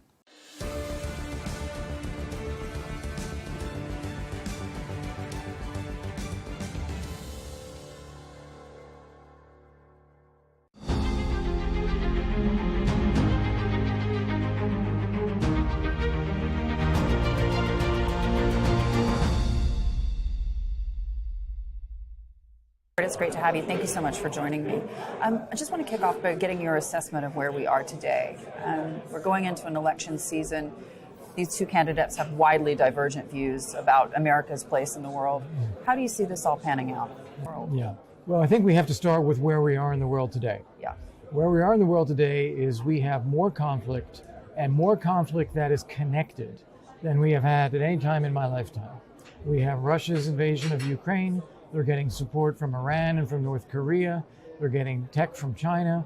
Russia is giving a green light to Iran's attacks against Israel. And we have a pattern here where all of these adversaries see a reluctance in the United States and in the West more broadly to confront any of these challenges. All we hear is emphasis on de-escalation. We don't want this, we don't want that, we don't want that. We have to avoid escalation. That is a green light to countries to go ahead and use force because they feel they can do it with impunity. The thought process, though, being, when we hear former President Donald Trump on the campaign trail, he says, none of this would be happening if I were still in office. And what's interesting in that, too, is there's a data point, which is there weren't any new wars when he was president. Yeah. And I so think we're going for a fact check. That's if we're going for a fact check, you better skip that one. Yeah. But the world is much worse than it is now. And you have with Vice President Harris a sense that we should continue in the same direction. We have to avoid World War III by avoiding escalation. Trump's perspective is we have to create uncertainty. We have to make our adversaries worry and wonder what's going to happen. And it seemed to work for him last time. It seemed to work last time. And what he did, to be fair, is he had very positive signaling towards somebody like Kim Jong-un or Putin or Xi. Yeah, as in I'm willing to talk to you. Yeah, but he also put in place some tough policies. And yes. With Ukraine, for instance, he lifted the arms embargo on Ukraine. He wanted to sanction Nord Stream 2. He closed down the Russian consulate in San Francisco. Seems to me like it was real carrot and stick. Yeah, or at least a willingness to avoid personalizing the conflict with your adversary so that you can talk to them while taking tough policies and creating a lot of unpredictability. And certainly people here in Europe felt that unpredictability. So those are kind of the two models that are out there. Certainly, I would say our adversaries are concerned, or they're reassured by more of the same, and they're concerned about what would happen if it's Trump. Our allies, they're all over the place on this. Yeah. When you come to a conference like this, and we're surrounded by folks coming from the defense sphere as well as the foreign policy sphere as well, in their kind of correlation, do you see them aligned? Yes and no. Let's start with the defense crowd. Yeah. The defense crowd tends to have a fairly linear view of capability and resources and willingness to use them. Yeah. It's like, this is the way things work. Yes. And what they get from the foreign policy crowd is a yes, yes, yes, but then no follow-up action. Like, how do you actually do that? Because the foreign policy crowd and the prime minister crowd they don't want to actually have to spend those resources and get into a conflict. Right. So there's a lot of hesitation at the same time. Right, and then the military crowd obviously wants to go to the defense industry so that they have the tools with which to execute if they're called upon. Absolutely, and we've seen that we have so degraded our defense industry. We don't have the ability to produce the volume of weapons and ammunition needed in a conflict that Ukraine is having now to defending itself against Russia. Russia's able to produce more, and they're also able to access more, and we are not able to make that up in any space of time. I think that's an interesting point because there's so much noise right now surrounding the support of Israel, for example, and U.S. weapons to Israel. Obviously, we have U.S. weapons going to Ukraine. Last year, I was at this conference, and I was told by the head of the Canadian fleet that if there were to be a conflict in the South China Sea, some conflict over Taiwan, simply we do not have the tonnage necessary to support any kind of long-term engagement there. Yeah. How dangerous is this situation for America? It's very dangerous. We need our defense industry to be built back up and to have much greater capacity. Someone was talking to me earlier about arms control, saying, oh, how do we get back to arms control? And you get back to arms control by producing arms and making your adversaries wish that they had arms control. Yeah. that otherwise, if we're not willing to do it, they have no reason to accept any restraints. Yes. So that's the kind of dynamic that we're in now. When it comes to Israel, you mentioned this, I want to come back to it. Israel, just like our adversaries feel that they can act with impunity because there's no threat, I think Israel feels that it doesn't have any choice. Nobody has their back. They're on their own. So they're having to set the terms of reestablishing deterrence because the U.S. is not doing it. Yes. I think we would have been far better off with a more robust supportive policy for Israel last year. Yes. And hopefully avoided a lot of the devastation in Gaza and avoided a lot of the escalation of conflict now, because you'd have a more confident Israel and an unwillingness to challenge Israel backed by the United States. How do you see President Putin's commitment, that 25 to 30% commitment above and beyond what they're already doing now to military spending? Well, there's two ways to look at it. One, it's a huge commitment as a matter of national priority. Yeah. So it's 40% of their state budget is going to go to defense. It's a war economy. It's a war footing. That's right. So that's one. On the other hand, it's about $125 billion, which is roughly what the U.S. and EU are spending on aid to Ukraine, and it's a drop in the bucket for us. So it is a commitment, but it's also scale-wise not as big a scale as it sounds like. Yeah. Does this make the fight for Ukraine more difficult? The fight for Ukraine shouldn't be that hard. We're making it hard by our own fears. We are governed by our fear of escalation, fear of nuclear weapons, fear of failure of Russia, fragmentation of Russia. Anything we can imagine that we're afraid of, we project onto the Ukraine conflict. Mm-hmm. We should instead look around the world and say, it's bad enough. We shouldn't be worried about those things. We should be worried about the current situation continuing and stopping it. And I think if we were actually willing to provide the weapons, provide the permissions, to start getting serious about NATO membership, getting serious about air defense over NATO territory and adjoining territory, we'd be far better off than we are with the situation today. Yeah, and of course the fear there is that either candidate will put Ukraine on the back burner. What's your take on that? Well, I think that Harris is going to be very much a continuation of current trends, which are not sufficient. That Ukraine is not winning. They're not losing, but they're not winning. Putin doesn't feel that he's been stopped in any way. He's determined to keep going. And lots of people have died because it has gone on for so long, and that would all continue. With Trump, I think what he's going to try to do is convince Putin, you have to end the war. Because if you don't, I'm going to unleash everything. And so you better do it now. Yeah. And I think that has a better chance of winning as long as Trump means what he would say and saying, I'm ready to push back. Yes. Not that I want to, but I'm ready to push back if you don't stop this war. Yeah. What's your assessment beyond just this election of the fatigue because I'm a worst case scenario kind of girl. Because I look at it, frankly, I think of the foreign policy track, I think of the defense track, but I also think of the voters, and I'm talking about the money, how much it costs. And so when they see these big numbers and they're worried about their own, ways to make it ends meet with inflation, this becomes a bigger part of the story. I mean, it's literally about the bottom line. It is. Everything costs money, but you always have to worry about what it's going to cost if you don't do it. We always calculate in the costs of doing something. We seldom calculate in the costs of not doing something and then what we're going to face later. I give the example of Ukraine again. Right now, not a single American soldier is at risk in Ukraine, dying, anything like that. Same with our allies. We're not paying any price in terms of a war, not paying any price in terms of human lives. If Ukraine loses to Russia, Russia's right there on the Polish border with claims on Polish territory, Lithuanian territory, and Estonian territory, we are now at risk.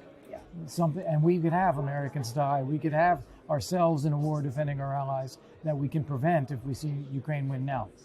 Tell me this, as a former U.S. ambassador to NATO, we now have a new NATO Secretary General. What's your take? Well, first off, I think Jens Stoltenberg did a phenomenal job. Second, I think the job of Secretary General is often misunderstood. You're not the leader of the alliance. You are the representative of all of the allies where they agree. So you have to basically the custodian of that relationship. The custodian of consensus. Try to build consensus, and you can speak on behalf of the alliance when there's consensus. But you're a manager among many, many countries and interests rather than a CEO. So that's the job. The more you do it and the more successful you are, the more leeway you get from the allies. And that's exactly what happened with Stoltenberg, where he gained more and more authority over 10 years. Rutte is now having to start at the beginning again and reassure everybody that he is going to be a good, reliable custodian of the alliance consensus. And he's going to have a new U.S. administration to work with. He's going to have some changes in European governments as well. He's got a lot of road ahead of him to build that confidence. Mark Rutte is a person that I have interviewed on a number of occasions. We've talked about energy security. He deeply understands Europe's He's a very energy smart scenario. guy. He's a very wonky, technocratic leader. Yes. And also a good politician, one could argue, which I think you need to be if you're going to be, as you say, you corralling have to be able all to these work folks. with everybody. His biggest weakness is the Netherlands, under his tenure as prime minister, never spent 2% of GDP on defense. And that's going to be a hard sell to a country like Poland that is inching up to 5% because of the real threats that they're facing right here. Walk me through those politics then. Yeah. That seems a bit off kilter, does it not? It does, yeah. That he was, how do I want to say this?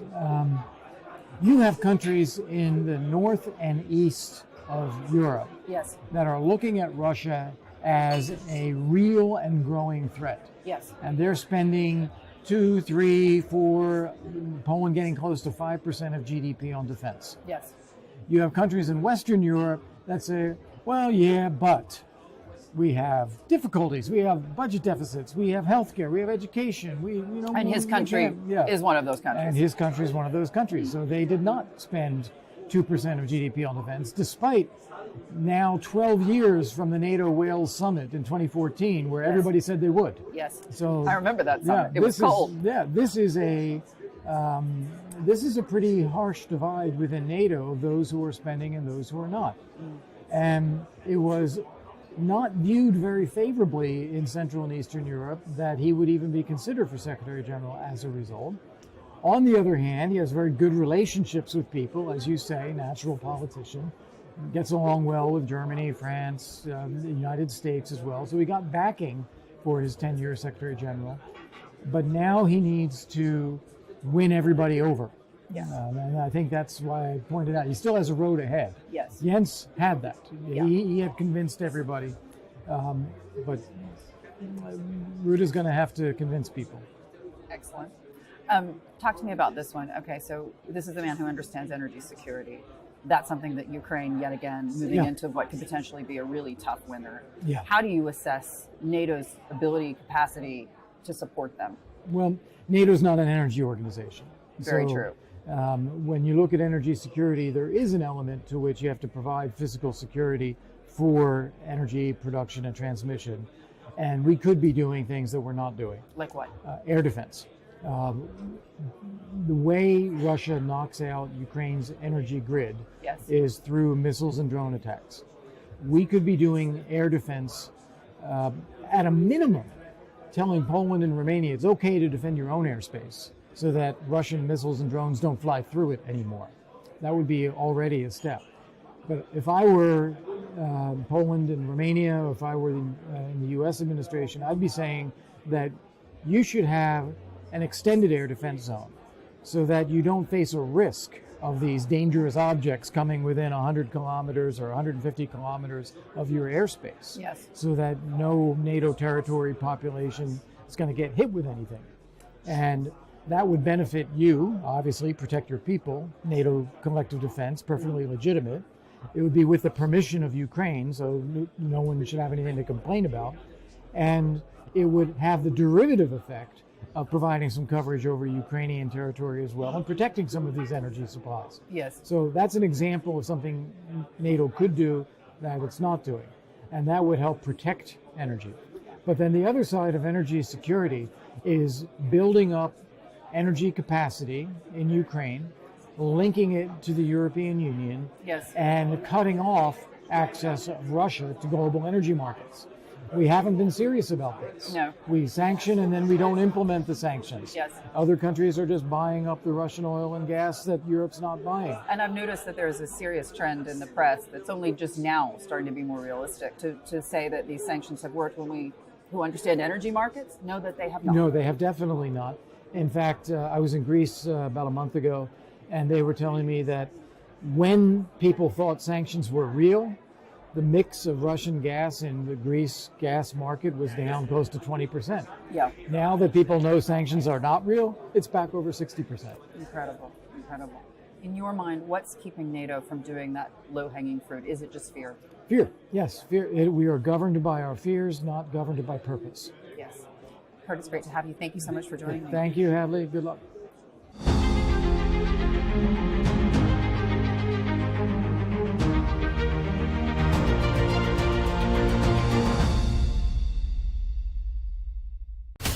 From the White House to Gaza, Kyiv to Beijing, elections, economics and the environment compete with conflicts and other complex issues for our attention.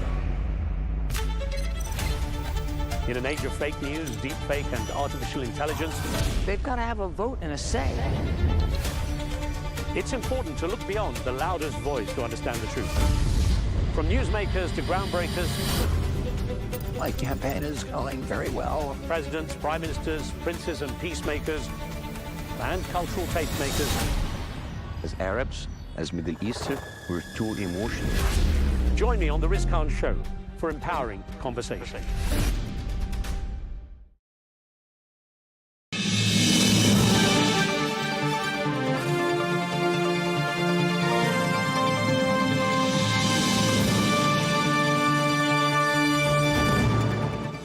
Welcome to Global News Today, bringing you exclusive insights and fresh perspectives from leading experts and influential decision makers every weekday on Arabiya News. I'm Rosanna Lockwood. Coming up on the show, Ukraine's foreign ministry criticizes Antony Guterres for accepting Putin's invitation to the BRICS summit as the UN Secretary General arrives in Russia ahead of their meeting tomorrow. Gaza's health ministry and the WHO postpone a second round of polio vaccinations in the north amid intense bombardments. And with 13 days until Americans go to the polls, Donald Trump's campaign accuses Britain's Labour Party of election interference.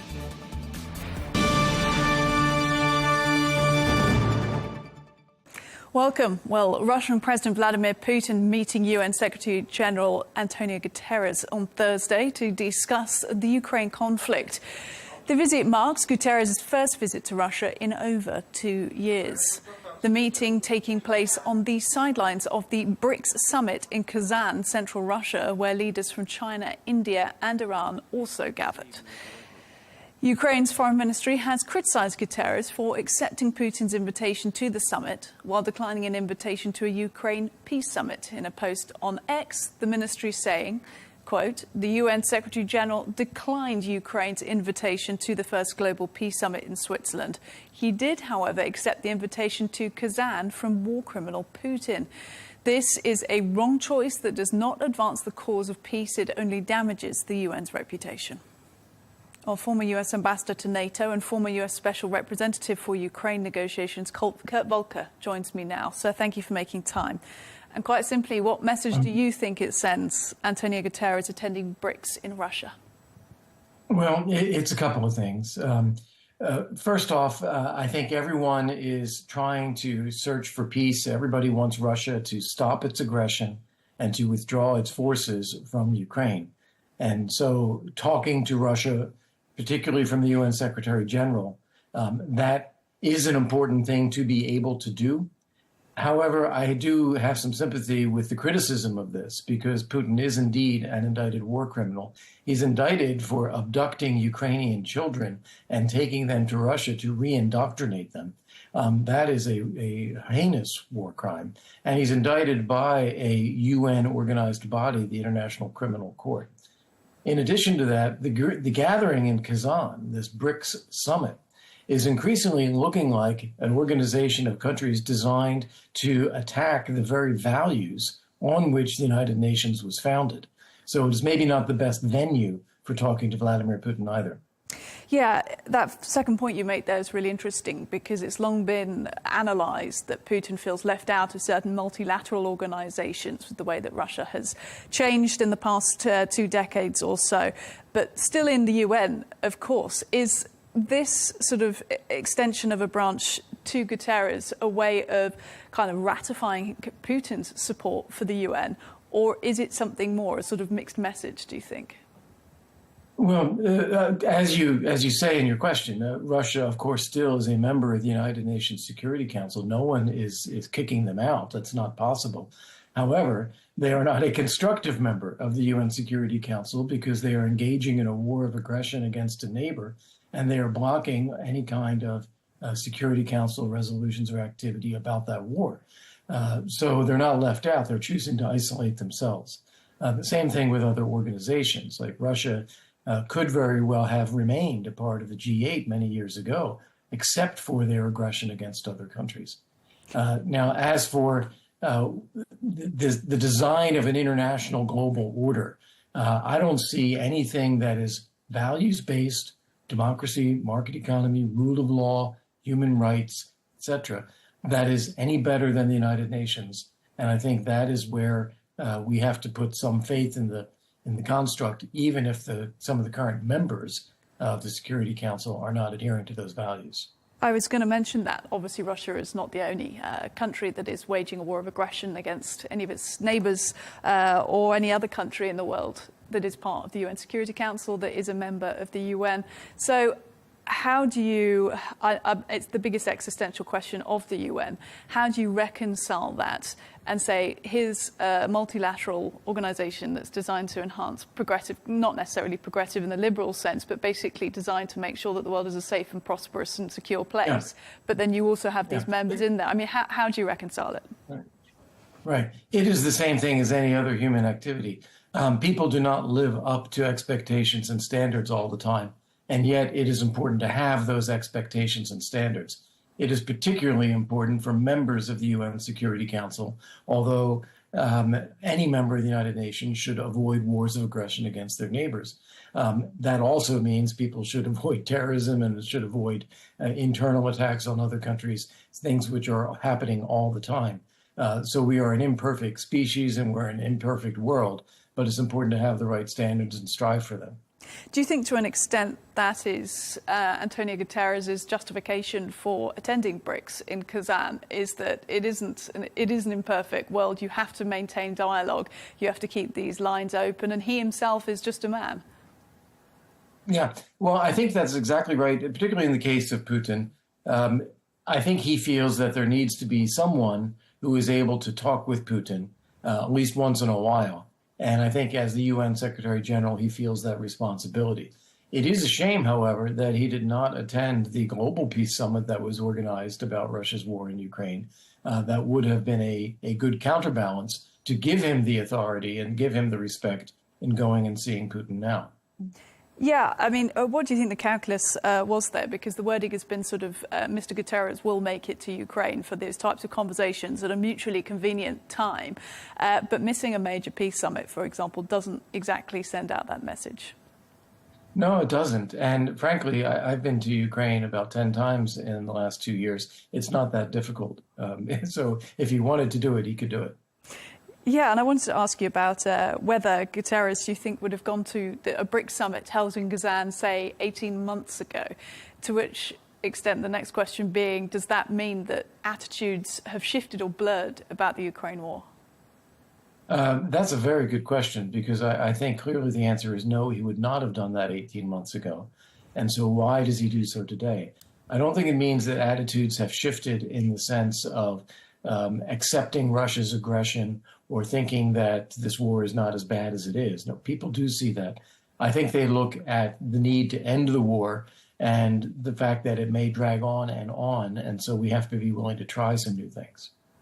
Talk to me a little bit about what you think of BRICS, because you made some interesting points just a few moments ago about what you think it might be trying to do. You know, we're talking Brazil, Russia, India, China, and South Africa increasingly here as well. It was a term originally coined by an economist once upon a time. It was about economic kind of growth of those countries, but now is it something else?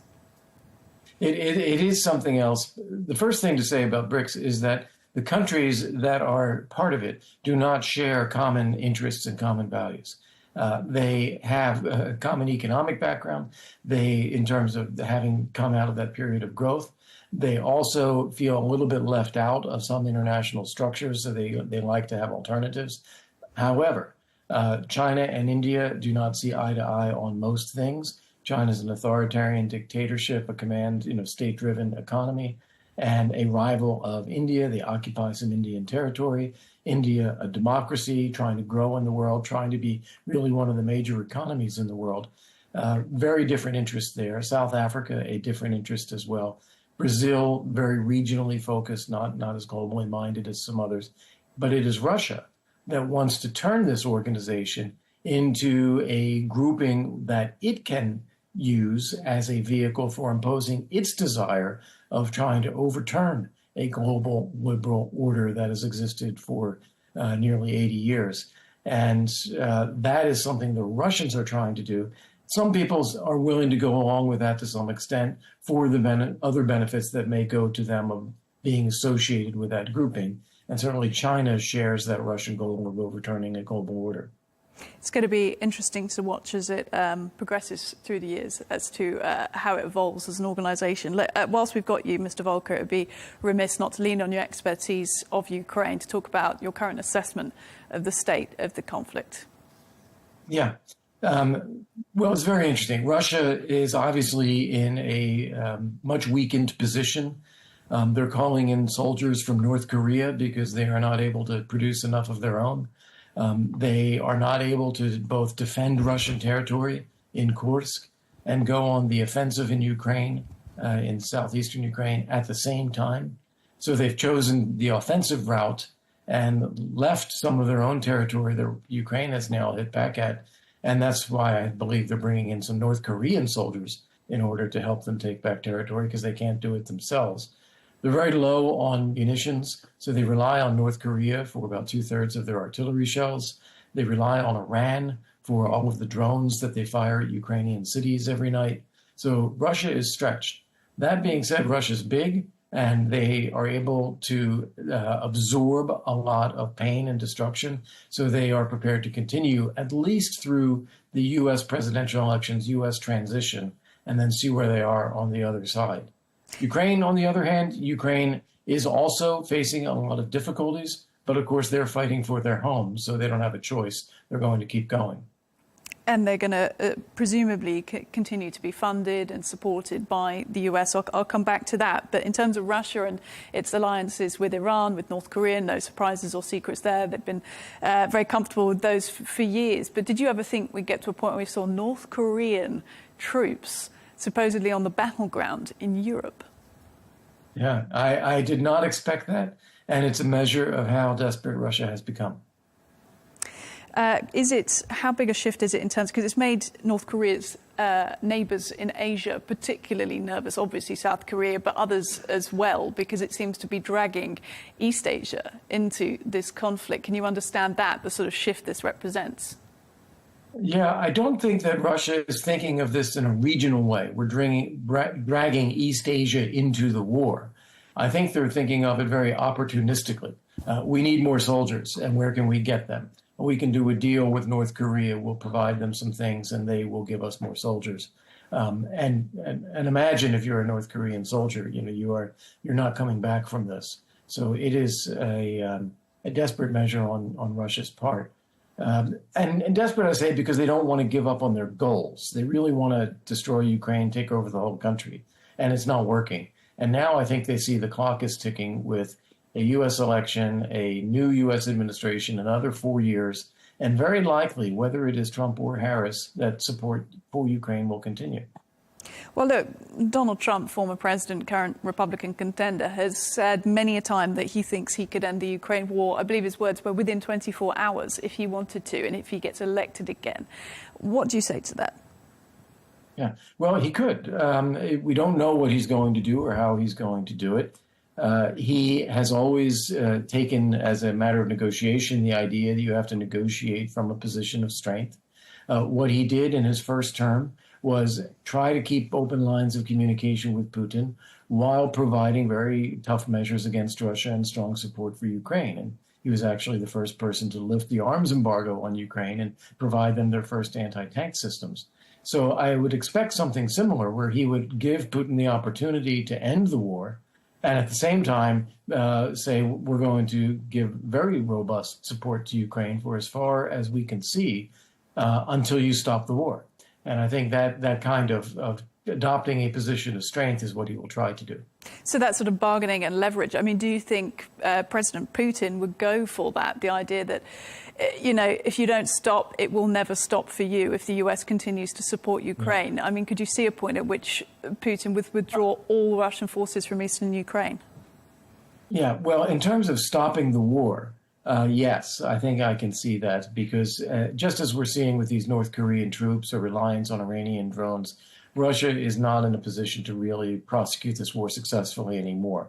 They're dependent on all of this outside support as well, and that's not going to get better over time. Also, their economy has probably another year and a half or so of reserves that it can rely on to remain solvent, but their economy is going to start coming apart as well. Putin doesn't want to get to that point, so I think he's going to want to end the war before that. Now, that doesn't mean he's going to agree to withdraw Russian forces from all of Ukraine. He should, but I think he's going to want to retain as much territory as he currently occupies, as much of that as he can.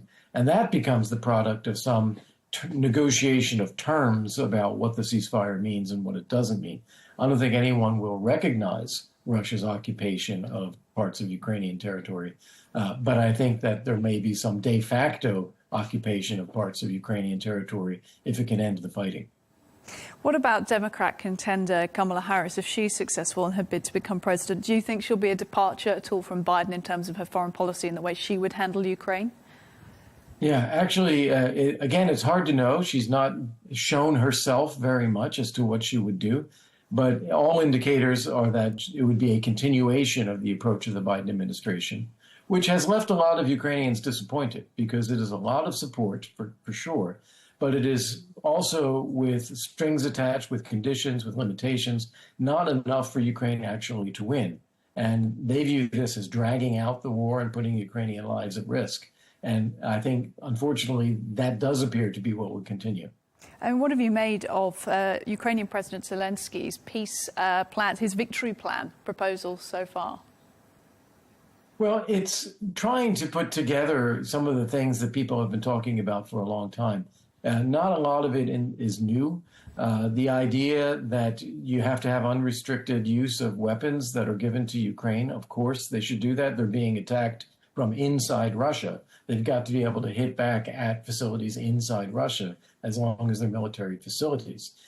The idea that there needs to be a permanent peace. So, yeah, you have a ceasefire, but then what is the way to make sure that there isn't another war in the future? and that is by bringing Ukraine into NATO and creating a sense of deterrence so that you make it clear to Russia it is not in Russia's interest to start the war again. And then a few concrete measures to reinforce that sense of deterrence. That's the essence of the peace plan. It's all well-known arguments. It is really just a matter of getting the U.S. and Western countries to adopt this and go forward with it. Yeah, it is. They are well-worn arguments. I mean, has there been any progress, do you think, towards Ukraine joining NATO? Interestingly, there's been a lot of discussion in the last couple of months about how that could take place. Obviously, there's an on-paper commitment from NATO that goes back to 2008 and revived as recently as this past summer at the Washington NATO summit. But there's been no real action. There's been no steps taken to bring Ukraine into NATO in a practical way. I think there's been a lot more discussion in the last couple of months about how that could be done. Thus far, in official circles, that discussion is still a little bit timid, but I think it'll get there. I think the idea will be we have to end the war and we have to have a permanent peace. And ending the war part, that's going to be support for Ukraine and talking to Putin and getting a ceasefire.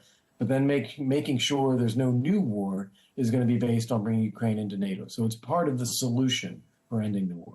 I mean, I'm just in my head imagining how somebody from the Russian government would respond to that and say, well, you think, Ukraine joining NATO is not going to engender another war, having another NATO neighbour on their border, which for them was justification enough to begin the reinvasion of Ukraine. So, I mean, how does that work?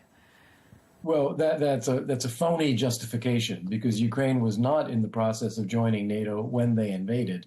They invaded anyway because they don't want Ukraine to be an independent state. And meanwhile, they have NATO territory on their borders in the Baltic states, in Finland, in Turkey, United States, and they know this is not a threat to Russia. So this is a made-up justification.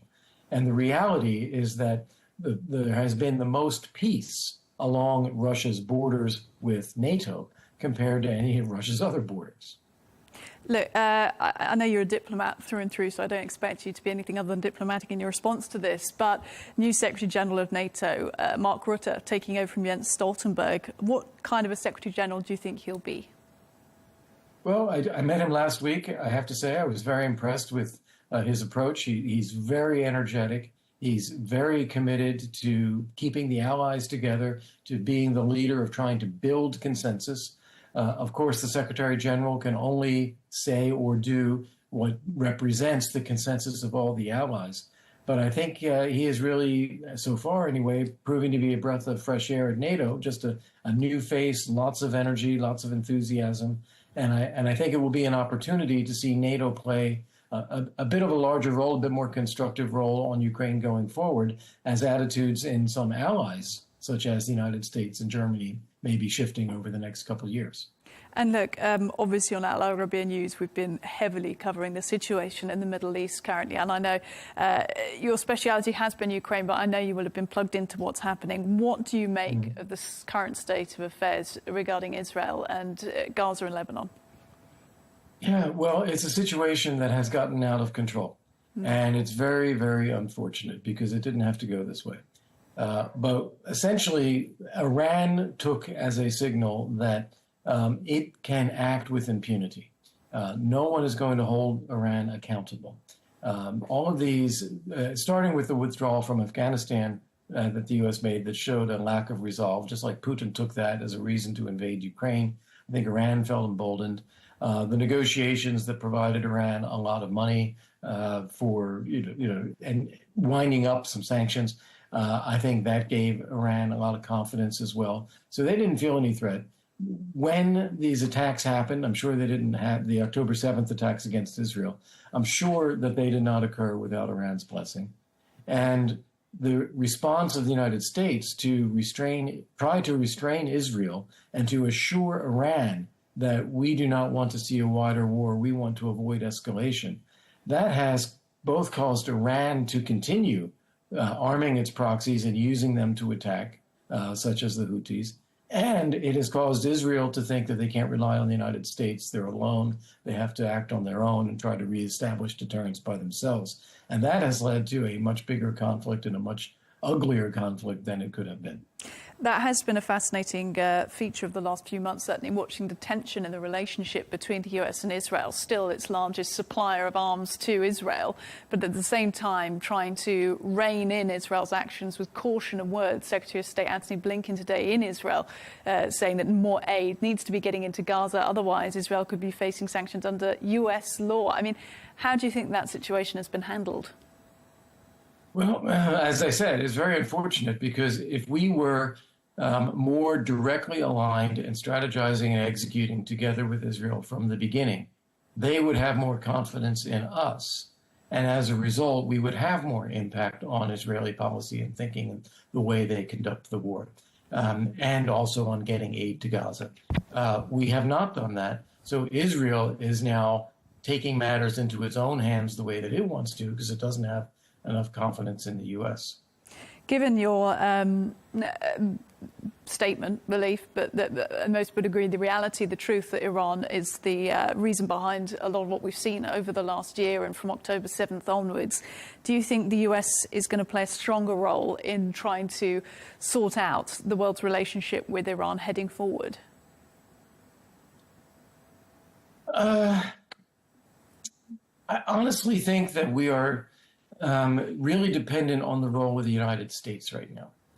And if it is the Harris administration, I think it'll be similar to what we've seen under Obama and Biden, which will be an effort to try to avoid regional war and engage Iran.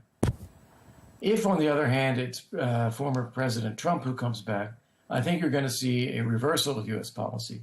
It's going to return to what they called a policy of maximum pressure, which is to ensure that there are indeed direct consequences against Iran for its regional aggression. And I think that will be the thing that makes the change. You've been so generous sharing your thoughts with us across a range of issues. Former US Ambassador to NATO, former US Special Representative for Ukraine, Kurt Volker. Thank you. Roseanne, thank you.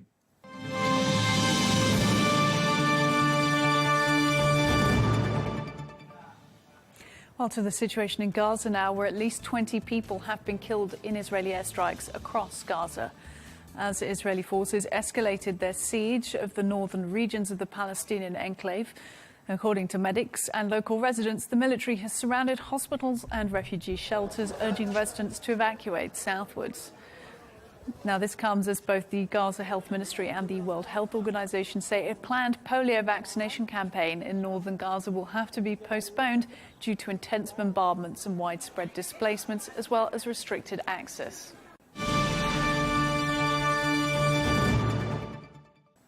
Well, for reaction to this, I'm joined by UNICEF's spokesperson for Gaza, Tess Ingram.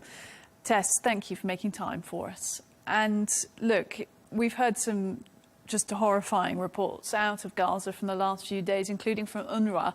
But tell us the situation as UNICEF sees it. UNICEF is obviously the United Nations Children's Agency, and so our concerns really about the way that children are being impacted. It is every aspect of their life in the north of Gaza. Children do not have proper access to food, to water, to medicines and the proper health care that they need. Children are being separated from their families, and of course, they're being killed and injured by these ongoing bombardments. Families in the north have the choice between displacement or death and potential deprivation because they're just not getting what they need. So it's essential that aid agencies like UNICEF can continue to serve that area, even with this polio campaign that today we've had to postpone. Yeah, talk to me a little bit about that, because that obviously been done with the WHO as well. And it was a big thing for the WHO to be able to start rolling out that campaign and get those children inoculated after that child was reported to have been paralysed by polio just a few weeks ago. What impact will pausing the campaign have?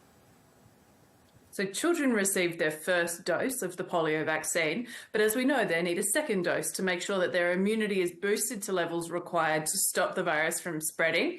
We managed to get that second dose to children in the south and the centre of the Gaza Strip, and we were supposed to start today in the north, but given the horrendous situation, we've had to postpone. And this means that we're right at the edge of the window needed to give that second dose to those children. We have just a matter of days to meet the recommended 6-week window to top up their immunity. If they don't get it in that time, it really increases the risk of the virus continuing to spread. It can paralyze children, and it can also be transmitted beyond Gaza to other countries in the region. So it's really important that we finish the job and vaccinate the children in the north. But to do that, we need a pause in the fighting. Because what is the obvious risk to not only the staff, but the people gathering at the centres to be vaccinated as well as that is basic safety concerns? Of course, basic safety concerns because of the intensity of the ongoing bombardments. Also, the challenge in people moving to the areas to get vaccinated. There's, health centres may be safe, but the areas around them continue to be really dangerous, particularly for children and their families.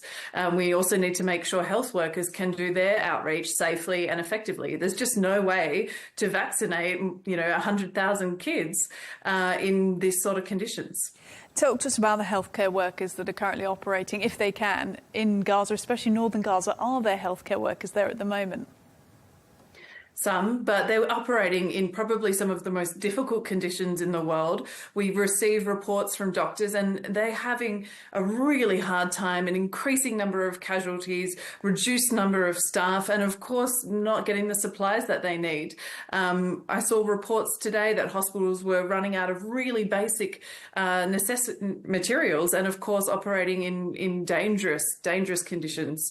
This is not how a health system should operate, and it puts not only these essential staff who must be protected, but also the people trying to receive care at great risk. In terms of aid and assistance getting in, that's been a constant issue for all aid organisations and UN organisations over the past few months. And Antony Blinken, the Secretary of State for the US, applying more pressure on Israel in meetings he's been having there, saying that much more needs to be done to get humanitarian aid to civilians besieged in northern Gaza, raising possible consequences in US law if that doesn't happen. Do you think that will help? I can't speculate on what will or won't help. I think there are many things over the past year that I thought might help, and we're still in this desperate situation. So, we have to be optimistic. But for example, in the first 20 days of October, we had 552 trucks enter Gaza, and only a small percentage of those managed to get to the north of Gaza. That 552 trucks in 20 days, we used to do in one day. So the massive deprivation of people, the restrictions on aid, it continues. And we really need to see that turned around, especially for the families in the north. And I understand you can't really speak from a political position, given your role, but what do you think Israel's aims in the north, in northern Gaza, are, based on what you're seeing? I can't speculate on their aims, but I can tell you that we are seeing children killed and injured and displaced. And as we know, under international humanitarian law, civilians and civilian infrastructure must be protected, and we are not seeing that at the moment. There was a video this week that caught the world's attention because it's, absolutely heartbreaking. A displaced girl in Gaza carrying her sister for 2 miles barefoot. Her sister had apparently been injured, I believe, by a car. They're so young. They're both under the age of about 8 years old. And she's speaking to a camera, and this video got shared very widely. How representative is that of the situation for many children in Gaza? I saw that video. It's absolutely heartbreaking, the way caring for her sister and their very limited options that they have. And unfortunately, this is the reality for many children in Gaza. We know that thousands of children have been separated from their families, having to care for younger siblings or even their whole household, losing their childhood for being replaced by, adult tasks like caring, like fetching water, like trying to find food to feed the family. When I was in Gaza, I've been there twice this year, I met many children like this, and this is not how a child should be living, let alone being afraid that at any moment they or the ones that they love could be killed.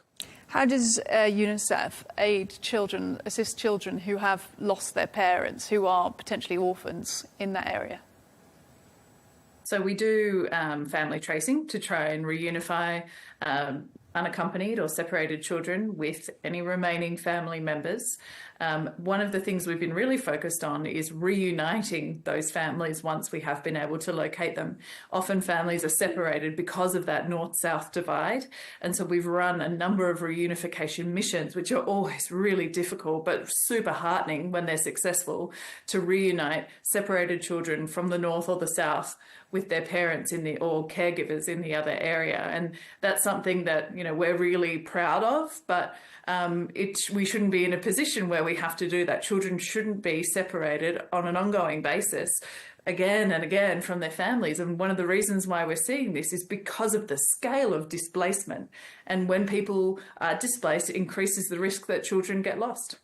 Now, this is one of those questions a bit like asking somebody, who's dealing with a serious war going on and talking about the economy. And people think, well, why talk about the economy at this time when people are dying? Extraordinary statistic the other day. It took 350 years for Gaza's economy to get back to the point it was pre-October 7th. But I want to ask you about education, children's education, because again, people think, well, it's probably the last thing people are thinking about at the moment. They're just trying to survive. But what type of impact is all of this having on the education of the children in Gaza? Yeah, and I don't think it's an irrelevant question, because education is such a core part of a child's learning and development. Not only does it help them grow and become ready for adult life, but it also provides them with a sense of safety and security. And of course, children in Gaza are now in their second full school year of missing that stability and also that learning. And we're trying to replace that with temporary learning centres, but it's just not the same. So the job ahead of us when the guns finally do fall silent is how do we resume formal learning? How do we get schools back into action? But it's a massive job, considering that we know 85% of schools have been directly hit or damaged in this war. So there's a massive job that needs to happen to rebuild schools, to make them fit for children, make sure there aren't unexploded ordnance there that will continue to present a danger to kids. Honestly, it's huge, and it's hard to know when the next time children in Gaza will be back into a classroom. And that must have a huge effect on not only their future, but obviously the future of Gaza as well. I mean, talk to me about what your main priority points are for the coming weeks, because obviously you don't know, as you've said, you can't speculate on what's going to happen politically, diplomatically, or when the guns are going to fall silent. But how are you preparing for what's still to come? Priority at the moment, and this is to me shocking that we're still here after more than a year, is meeting people's basic needs, particularly with winter around the corner. It's starting to rain in Gaza this week, and we really need to make sure that people are equipped to survive that, given that most of the population is still displaced, still trying to find clean water to drink and food to eat. A risk of famine is still real. This is where we are. And so that remains the priority. And of course, the protection of children, which is why we remain so vocal, so adamant about the need for a ceasefire, because that really is the best and only way to protect children from all of the dangers that they face. And again, one of those questions perhaps, but what about the mental health support, not only for the children, the people, the Gazans going through this, but for all of the people that are working around these environments as well? Is that even being thought of at the moment? It is, and we're responding on the ground as best we can. We're providing some mental health and psychosocial support services to children when they say come to these temporary learning centres or are in these displacement sites where we're running, say, for example, mine awareness activities. But, and this is key, we cannot treat mental health to any degree to help people deal with what they've been through while it's ongoing. People need to feel safe in order to process the trauma that they've experienced. And while the trauma is continuing to compound, our ability to help them is incredibly limited. So the main message there is that, yes, we're doing the best we can now, but this is going to have an unknown and potentially significant consequence on the mental health of children in Gaza. But the degree, we really won't know the extent of that until the guns fall silent. And do you feel like the world's attention is still on Gaza to the extent that it was perhaps 6 months ago?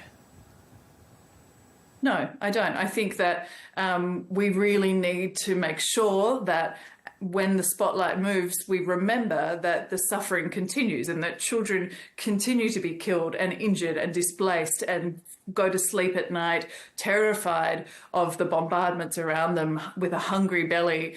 I think that there's so many conflicts in the world that people's attention is spread, but the suffering continues in Gaza, in Lebanon, in Sudan, in Haiti, in Ukraine, and so many other places. UNICEF spokesperson for Gaza, Tess Ingram, thank you. Thank you.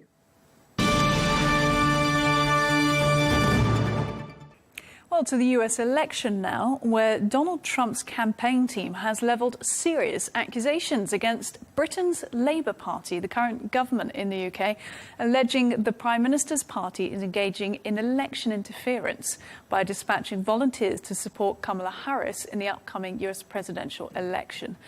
Now, this situation has prompted Trump's campaign to lodge a formal complaint with the Federal Electoral Commission, claiming this is, quote, illegal foreign assistance, representing yet another feeble attempt in a long history of anti-American election meddling. Well, the controversy was sparked by a post on LinkedIn from Labour Party's head of operations, who called for volunteers to travel to the United States to assist in the Kamala Harris campaign, indicating that nearly 100 individuals had already committed to the effort.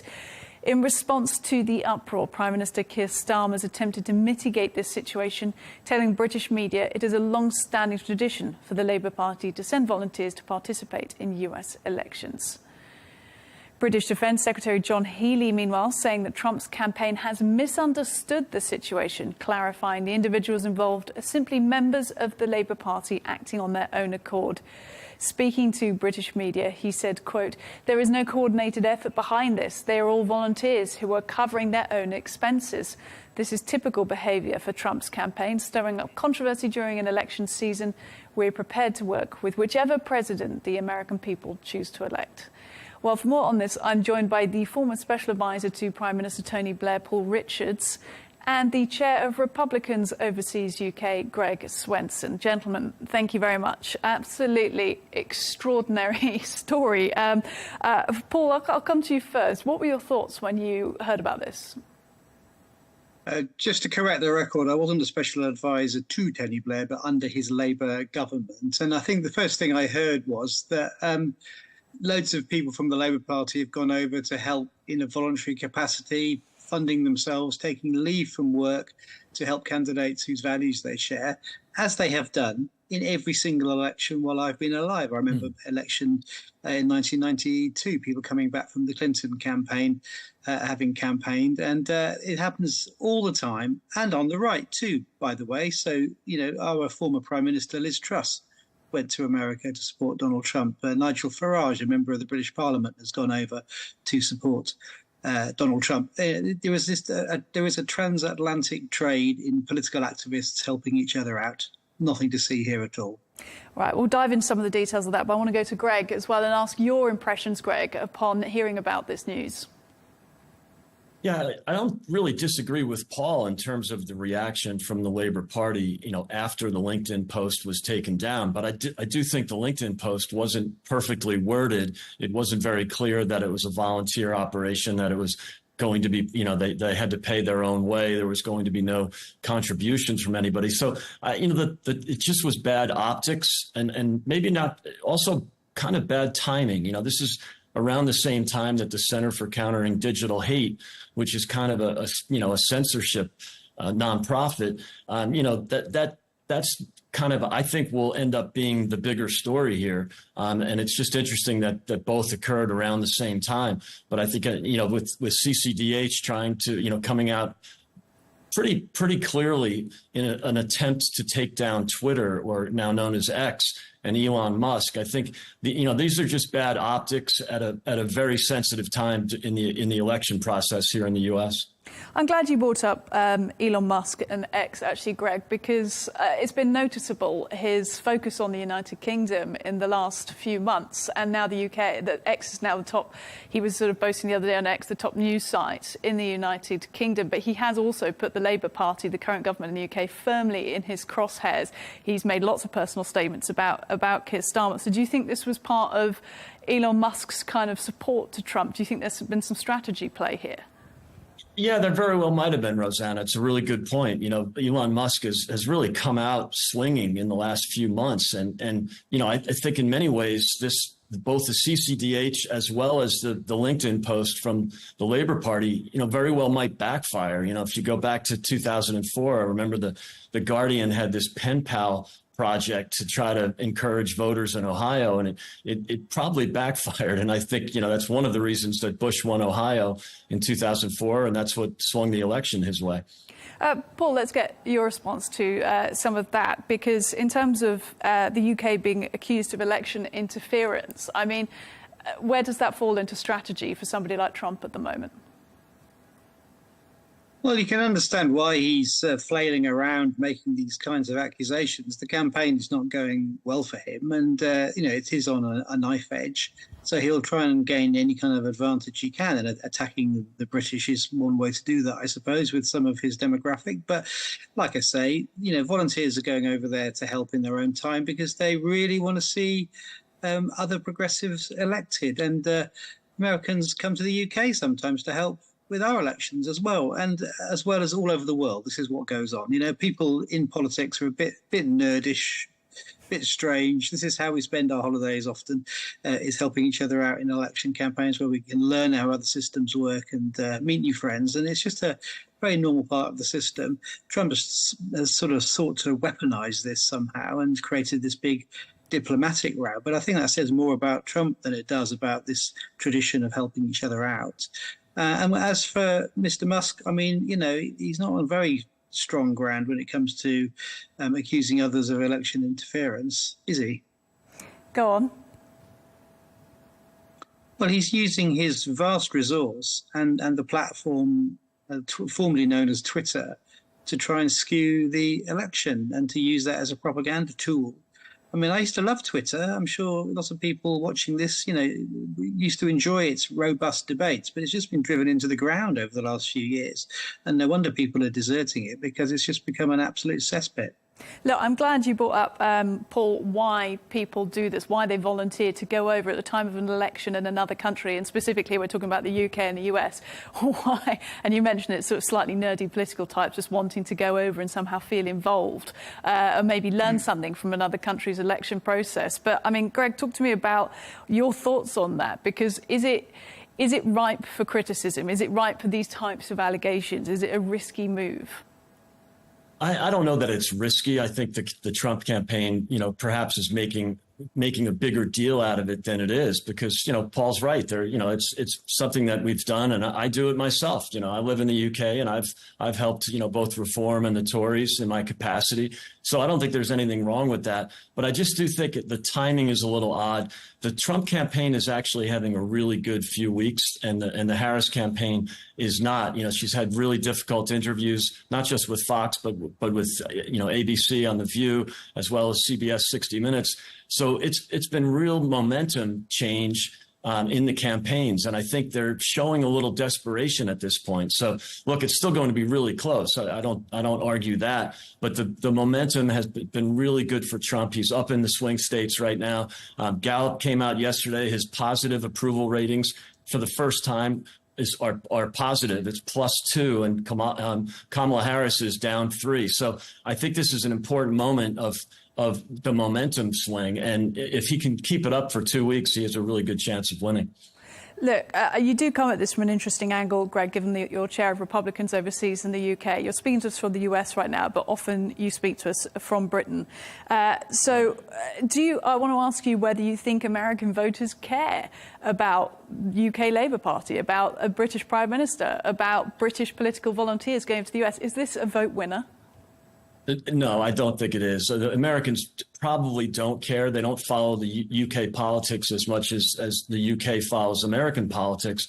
And look, I don't think there's any harm in any of the volunteers. It was just, again, the LinkedIn post wasn't perfectly worded, and not surprising. The Trump campaign is making the best of it. That's what they do. That's what campaigns do, especially in the final few weeks of the election season. So I think they just took advantage of it, made a few kind of funny cracks about it, talking about 1776, the last time the Brits went door to door in America. I mean, it's kind of light in many ways, but they do want to make sure that there's not any violation of election laws. And if they're spending more than a certain amount of money, it's in many ways an in-kind contribution. I think that's something that they have to watch. It's also a chance for the campaign to highlight, in some ways, the hypocrisy of some of the media in the U.S., who made a huge deal about Russia collusion in 2016 to 18 for 2 years. And it turned out to be a fabrication by the Hillary Clinton campaign. So there might be a little bit of scar tissue about the Steele dossier that, was connected to Great Britain. So, there is a little of that, that I think the Trump campaign will try to highlight. This thing will go away quickly. I don't think it becomes anything like the Russia collusion hoax was for the first 2 years of Trump's administration. Look, while there is that specific reference you make of the Russia collusion allegations and whether or not they were debunked, there is, it's been proven many a time that there has been Russian election interference in various elections around the world. And I mean, I was going to come to you, Paul, on this. Do you think, what's it like having the UK being sort of lumped in as a kind of election interferer? Well, I mean, there was Russian interference, we know, this week in the Moldovan referendum.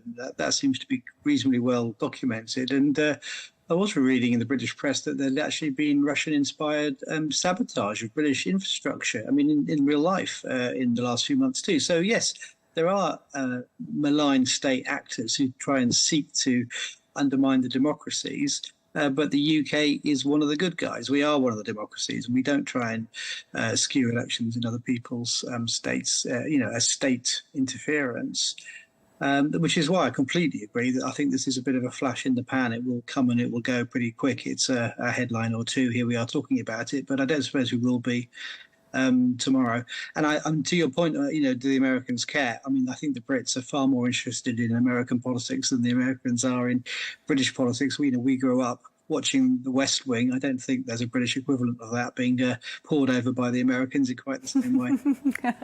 I'm sort of with you there, Paul. I think it is not quite a bilateral relationship when it comes to the interest in each other's elections there. Look, Greg brought up the reference, humorous reference, you believe, Greg, towards the American Revolution. This was part of the statement from the Trump campaign they put out in line with this report, saying, well, quote, when representatives of the British government previously went door to door in America, it did not go well for them. This past week marked the 243rd anniversary of the surrender of British forces at the Battle of Yorktown, etc., etc., and assured the US would be politically independent of Great Britain, spelling Britain wrong, in fact. What did you make of that kind of invoking that period? Paul? Yeah, I think... Oh, sorry, I think I was quick. Sorry. Well, I mean, it's ancient history, isn't it? And I think a lot of people will be a bit surprised by that. And to say it's lighthearted and it's all a bit of a joke, I mean, they have launched a formal complaint, I believe. They're also accusing the British government of this, not the Labour Party, but the actual UK government. And, of course, I would contest it was even the Labour Party. It was just individuals within it who go and campaign, as they always have done for all of my life. So, it's quite serious because it does damage some of the diplomatic relationships, I think. And if Mr. Trump were to win in a couple of weeks' time, then, of course, we have to make a good relationship between the UK and the US for sort of sound geopolitical reasons rather than personalities. So it doesn't really help in that regard either. Yeah, I mean, Keir Starmer, the Prime Minister, was trying to put this to bed somewhat and saying, despite these allegations, the UK and the US will still have a good relationship. He still has a good working relationship with Donald Trump if Donald Trump indeed gets back into power. Greg, do you think that was the right message to be sending back? I think it was. I think he did a good job to, in the sense he tried to just nip it in the bud immediately. And look, both Keir Starmer and David Lammy, made some outreach attempts last summer. Keir Starmer had dinner with President Trump, and he mentioned that in his press release yesterday. So I think that's wise. The President Trump, unfortunately, takes things personally sometimes, and I hope he doesn't in this case, because it shouldn't be personal. Sometimes he kisses and makes up, and I think he did a good job of that with David Lammy, considering his past remarks about Trump. But I think both sides, will view the special relationship as more important than some of these personality spats that have occurred. So in a sense, it's very much the way Paul just spoke to us about it there and described this as something of a kind of a one-day headline, a bit of a non-story, and everyone will sweep past it. So let's sweep past it and talk about the final 2 weeks, or just less than, of the US election. Paul, I'll come to you on this. From your perspective, as you've been watching this election play out, I've spoken to some American analysts who've said that this is the most pivotal election of all time. In fact, former FBI Director James Comey was one of them.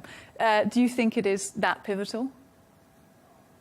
I think it's a very important election for a series of geopolitical relationships and things to do with Europe, in particular, the playing out of the war in Ukraine, the attitude towards Russia, but also towards China. I think, it is one of those inflection points. And I think as a Brit, I think most of us here just look at American politics with incredulity, and we can't quite understand why Mr. Trump is even being entertained as a potential president after some of the things he's done and said, and the acts, subsequent to him losing the election last time. We do scratch our heads a bit, I think it's fair to say, and wonder what on earth is going on, because although we speak the same language, it is a foreign country and they do things differently over there. Greg, what does it feel like hearing that kind of summary of your electoral system? Yeah, I mean, I think it's probably down party lines. I feel like there's definitely less support for Trump in the UK and Europe than there is in the US, where 50% of the country likes him, 50% of the country in many cases really dislike him.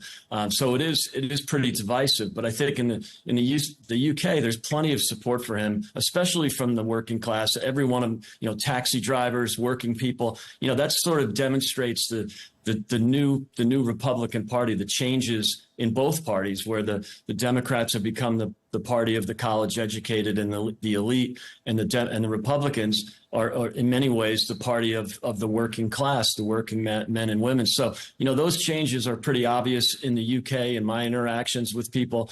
But I do think that President Trump was voted in by the people. This was not an election where, we got in a smoke-filled room and decided that President Trump was the best person for the party. In fact, I supported Ron DeSantis in the nomination process, but it is open to the voters, and the voters selected him, fairly. Whereas Kamala Harris, in many respects, she's never won a primary vote. She's never run in a nomination process. So I think that, the view that, Trump is an acquired taste, and many in Western Europe have this dislike of him. I would argue that the people in America actually voted for him. And so I think he's got a really good chance of winning. As I said earlier, the momentum has changed and the people are really trending toward Trump right now. That could change in the next 2 weeks. But right now, I think the momentum is clearly there for him. Coming back to Paul on that, some interesting points made by Greg based off what you said, because, the point that the Republicans are basically for the working class and the Democrats for the liberal elite, that's an argument we've heard time and time again recently in the United Kingdom, especially in recent years with the rise of populist parties like Reform. Do you think that is the strategy that is going to win the US election for Donald Trump? Well, it is an interesting broader point that the old sort of class alignment between left and right, the left was for the working class and the right was for the upper and the middle class. That's completely broken down now. And you can no longer tell a British voter by their class anymore. You can't tell how they're going to vote by their social class. It's all up in the air. It's now based on values and it's based on attitudes and other sort of determinants rather than the economy and where they find themselves. So that is true across all systems, I think, but particularly in America and the UK. And that makes politics, far more febrile, far more fragile. We have a big Labour majority in this country, in the United Kingdom, but it's very shallow and a lot of votes are very fluid and people don't sort of vote the same way in every election and they don't vote the same way as their mothers and fathers did. So all of those old kind of assumptions about politics just completely thrown out of the window. Do you think, then, based on coming back to that argument of this being the most pivotal election, Greg, that when people are saying that, they're talking about the idea that if Trump was re-elected, got back into the White House, he might just do away with some of the traditional processes of democratic US government? We've heard when he's been on stage with Elon Musk them saying this will be the last election if Donald Trump gets in. Is it just that we're looking at a new era of politics that's unlike anything we've ever seen? Well, yeah, I think I would agree with Paul on the changes in the electorate and the changes in the parties. As far as, you know, the Trump statements, I mean, he loves hyperbole. I think he exaggerates quite a bit, and I think it gets him into trouble sometimes. But remember, he was president for 4 years. And he was not a threat to democracy, which the Democrats love to argue, you know, that democracy will somehow end if President Trump wins. You know, he's winning on the issues. The top three issues for Americans are inflation, the economy, and the border crisis. And he polls 10 to 15 points higher than Vice President Harris on those. So that's what people really care about. I think all this talk about, you know, the end of democracy or the, you know, this will be the last election, I think it's just a hyperbole. I think the country will be fine regardless of who wins the election. But I do think that the voters are upset about the condition of the country versus 4 years ago. So they might not miss Trump, but they miss peace and prosperity. And so, you know, the government, the Biden administration or the Biden-Harris administration really governed in a transformational way. They attempted to transform the American economy to make it a statist economy. They tried to transform the population of the country by opening the border and having 10 million illegal migrants. That's what really annoyed people. They didn't vote for that. They voted for Biden as the unifier, as the moderate, and what they ended up with was Bernie Sanders and Elizabeth Warren. So I think that's what they're angry about. So when you hear the argument that it's the most important election, I think it's because people saw the transformation without the mandate. You know, Biden barely won the election. He did not have coattails. He picked up 2 Senate seats. He actually lost 14 House seats when he won in 2020. That's not a kind of LBJ or Ronald Reagan mandate or FDR. You know, that was a small mandate, and they tried to govern like they were transformational, like LBJ or FDR. And that's what the voters are really annoyed about. Well, I think that's interesting. I mean, again, you can't really compare the US and the UK like apples and oranges because two very different sizes of countries and styles doing everything. But I mean, Paul, when I listen to Greg talk about, you know, what voters are going to vote on widely, we understand it, of course, to be the economy and immigration. That was what the UK general election was fought on over the summer, and it actually put Labour back into power. So what does that tell you about the differences in the way that Brits perhaps look at the fixes for their solution, the fixes for their problems? Well, it does come down to how people feel in their own well-being and their own, you know, economic state. And it feeds into a psychology. I think that most people in developed nations are going through this incredible revolution of technological change that is changing the way work happens. It changes the kind of jobs that our kids are going to do. It changes where we live and how we interact and how we meet people. How we shop and everything. And we're living through a revolution, and people in the middle of a revolution often don't know it, but we are. And of course, that makes people very anxious, very discombobulated. The rise of, you know, mental health illness, for example, and all these other sort of morbid symptoms that come through is because we're living through this change. And I think, therefore, people do vote on issues to do with immigration and their sort of place in the world. And immigration is a great vortex for all the anxieties we have. You know, we can blame everything on people coming in on a small boat, but actually it's the big technological shifts that are going on globally, you know, that actually make people change their votes. And the Labour Party in the UK came in on a prospectus of change because people just felt things were not working, and it was, you know, nothing seemed to work. The trains don't turn up on time, and the water bill is enormous, and all these things that we used to take for granted are not working. And that was the Labour Party here's prospectus. But in other countries, of course, it works differently. So, as I say, the uncertainties of left and right and class are just absolutely gone now, out the window. It's a moment of great change. It is indeed. Look, gentlemen, the special relationship clearly remaining intact between the US and the UK. It's been great to get your opinions on today's story and the election at large. Rosanna. Greg Swenson, Paul Richards, thank you. Thank you. Well, that is all we've got time for on Global News today. Thank you for watching, and be sure to join us tomorrow for more exclusive interviews. Until then, goodbye.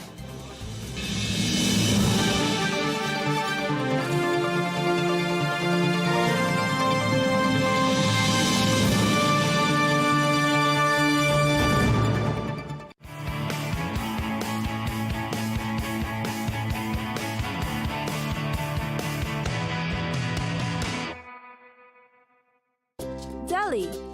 India's capital, Delhi is known for its captivating sights and rich history.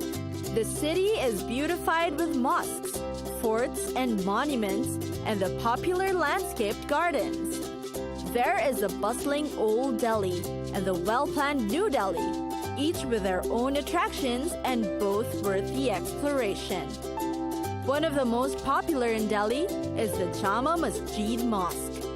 You must catch the breathtaking view of Old Delhi that you'll see from the top of the minaret in the mosque. The long and winding, strenuous climb to the stairs will all be worth it. The Jama Masjid is indeed a treasure of the old city and is the largest mosque in India. It was built in 1650 and in fact took 13 years to build. The Red Fort, Delhi's most famous monument, is one of the most popular remnants of the Mughal emperor's rule. It stands for a stretch of up to over 2 kilometers or 1.2 miles. It was built in 1638 to keep out invaders from entering the city. The Red Fort is a great way to see the very ancient historic side of the city. Another historical site worth a visit is Gandhi Smriti. It is where Mahatma Gandhi, the father of the nation, was assassinated on January 30, 1948. The legendary man lived in the house for 144 days up until the time of his death. You can visit these places as they are open to the public. Historical feats aside, there are also many places in Delhi for sports, recreation, food, and shopping. There is also the Chandni Chowk, the main street of Old Delhi. It's a shocking contrast to the wide, orderly streets of New Delhi. Vehicles of all sorts crowd the space. With the pedestrians and animals, there are cars, cycle rickshaws, and hand-pulled carts everywhere you look. But the trip is worth the narrow, winding lines full of things to buy: affordable jewelry, fabrics, and electronics. Plus, you can also sample the local street food here. Last but not least are, of course, the famous Lodi Gardens. It's a fitting balance to the bustling city life in Old and New Delhi. It's a serene retreat from city life, a place to rest, reflect, and relieve yourself from a tiring trip. Tourists also visit to see the birds, eat along the restaurants, or simply enjoy the nature escape.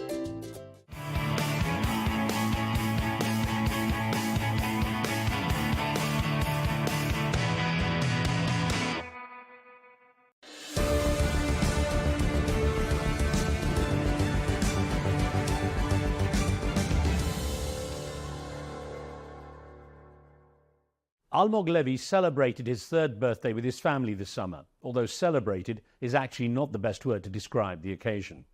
As so often since October the 7th, he asked where his mum and dad were, and he asked when they would be coming home. But on that fateful day last October, his mother, Anyav, was killed, and his father, Or, taken hostage by Hamas gunmen as they hid in a shelter at the Supernova Music Festival. Almog's uncle Michael has committed his life to securing the release of his younger brother, Or, and he joins me now in Washington.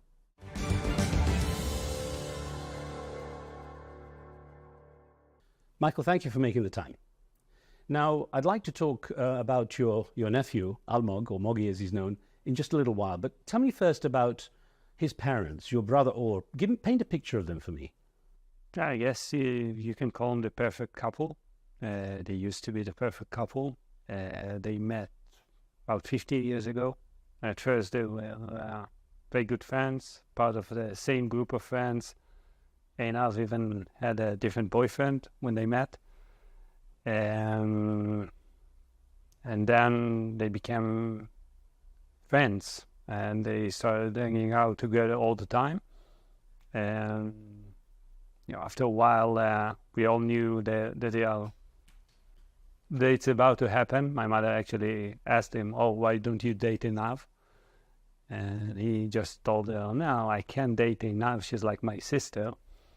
And then a few months after, they started dating, and from that day on, they were never apart. They loved traveling, they loved music festival. It was kind of like the new Israeli dream. And that's the interesting thing. You've always described them as soulmates. You said that Yahya was like or soulmates. Exactly. I mean, she was his whole life. They did everything together. They went to music festivals together. They traveled the world together. They were never apart, like I said. Having known each other that long and being so close, what was it like when little Moggy came along and suddenly they were parents? At first we thought it will change things, but they actually did the same things just with him this time. They flew everywhere with him. They were, I think, like a few months before October 7th, they went to Thailand with him. And they had a lot of fun together. So before that fateful day, October the 7th, it literally was all flowing very, very nicely then. Yeah, it was like a dream, I think. Then, of course, everything changed the next day. They'd headed to that Supernova Music Festival. And as with many things in life, timing can prove to be, quite tragic. How did the events, from what you know of everything, how did the events unfold for Yahya and Or? They actually got to the Supernova Festival at 6:20 a.m. It was 9 minutes before the attack started.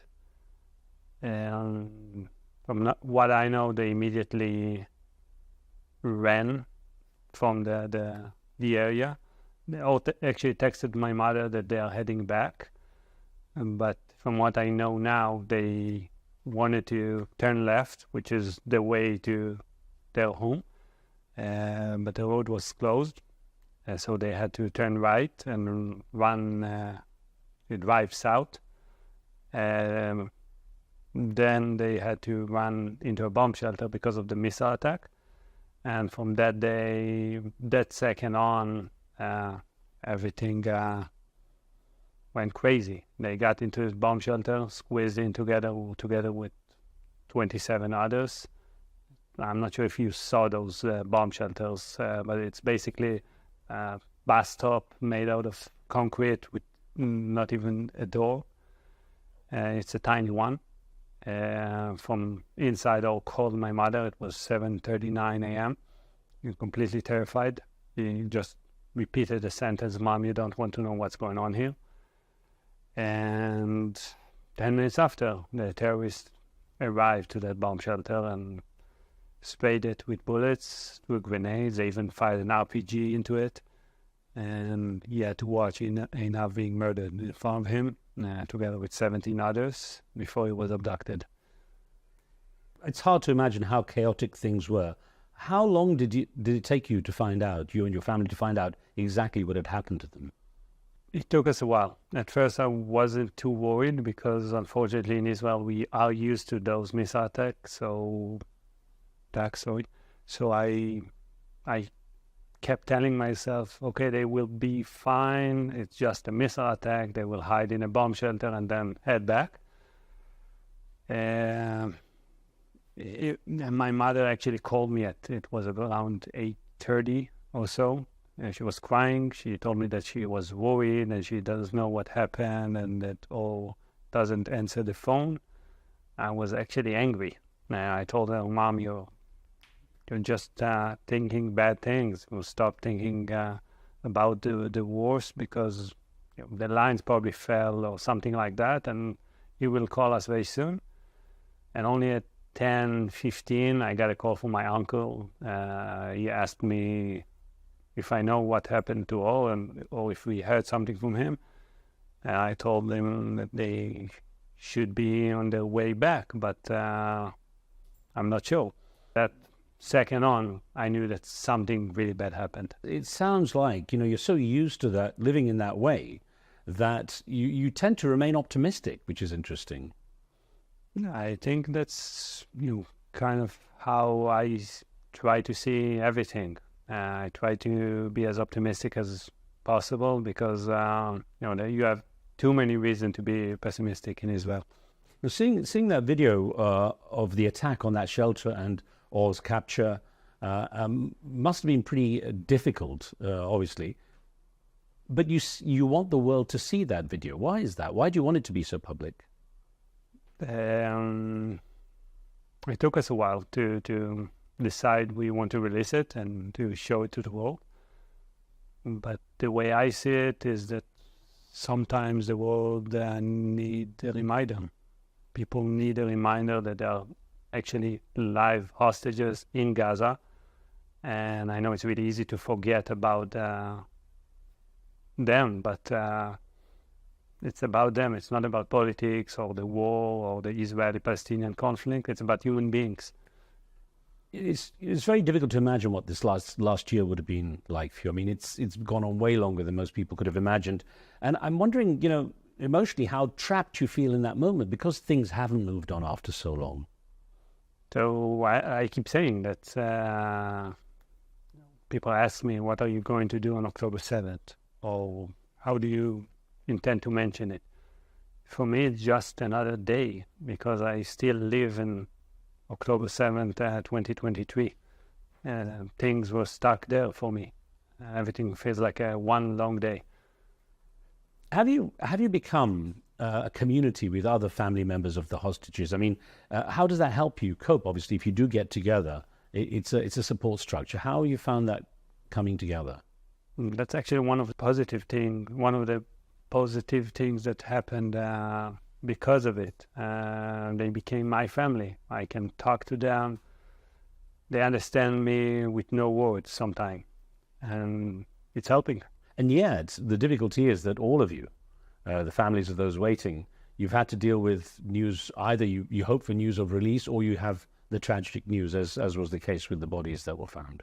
Yeah, it's terrible.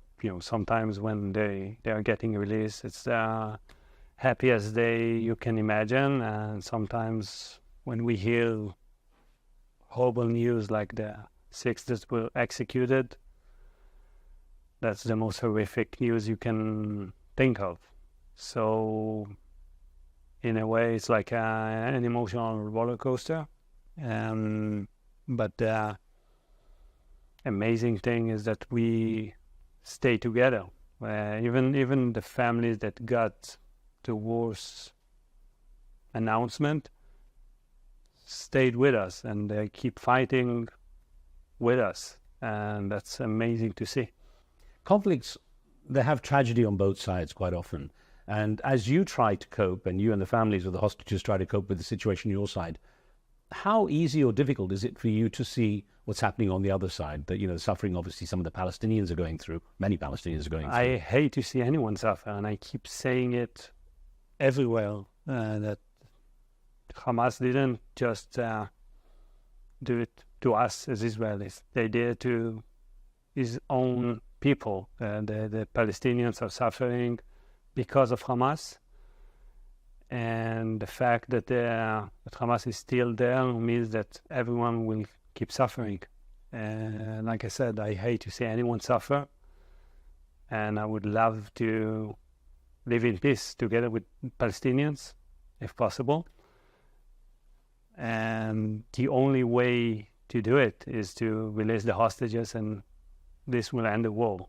And that's what I think that the world should do. Push towards this. One of the issues, Michael, is that often a conflict like this just gets seen through the political lens. And I wonder, when you see it being pushed into that political lens, how you worry about the other aspects. I mean, for you, how much is it political? For me, it's not related to politics in any way. Obviously, I'm not naive. I know the solution has to be through politics somehow, but people has to remember that those are human beings. all is a real human being. The rest of the hostages are real human beings with families and hopes and dreams and plans for the future, just like you and I.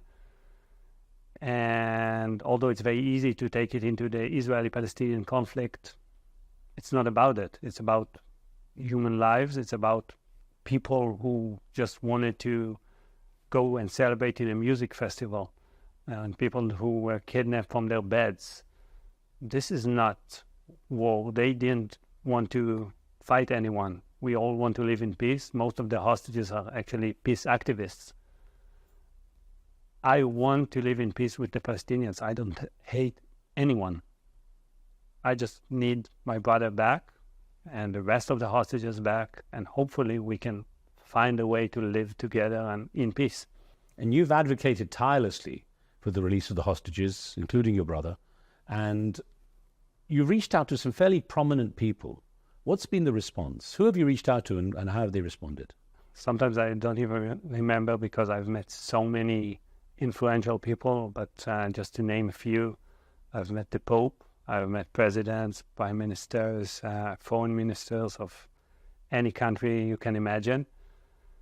The response is usually very sympathetic. They show solidarity. Sometimes they even do things behind the scenes or publicly.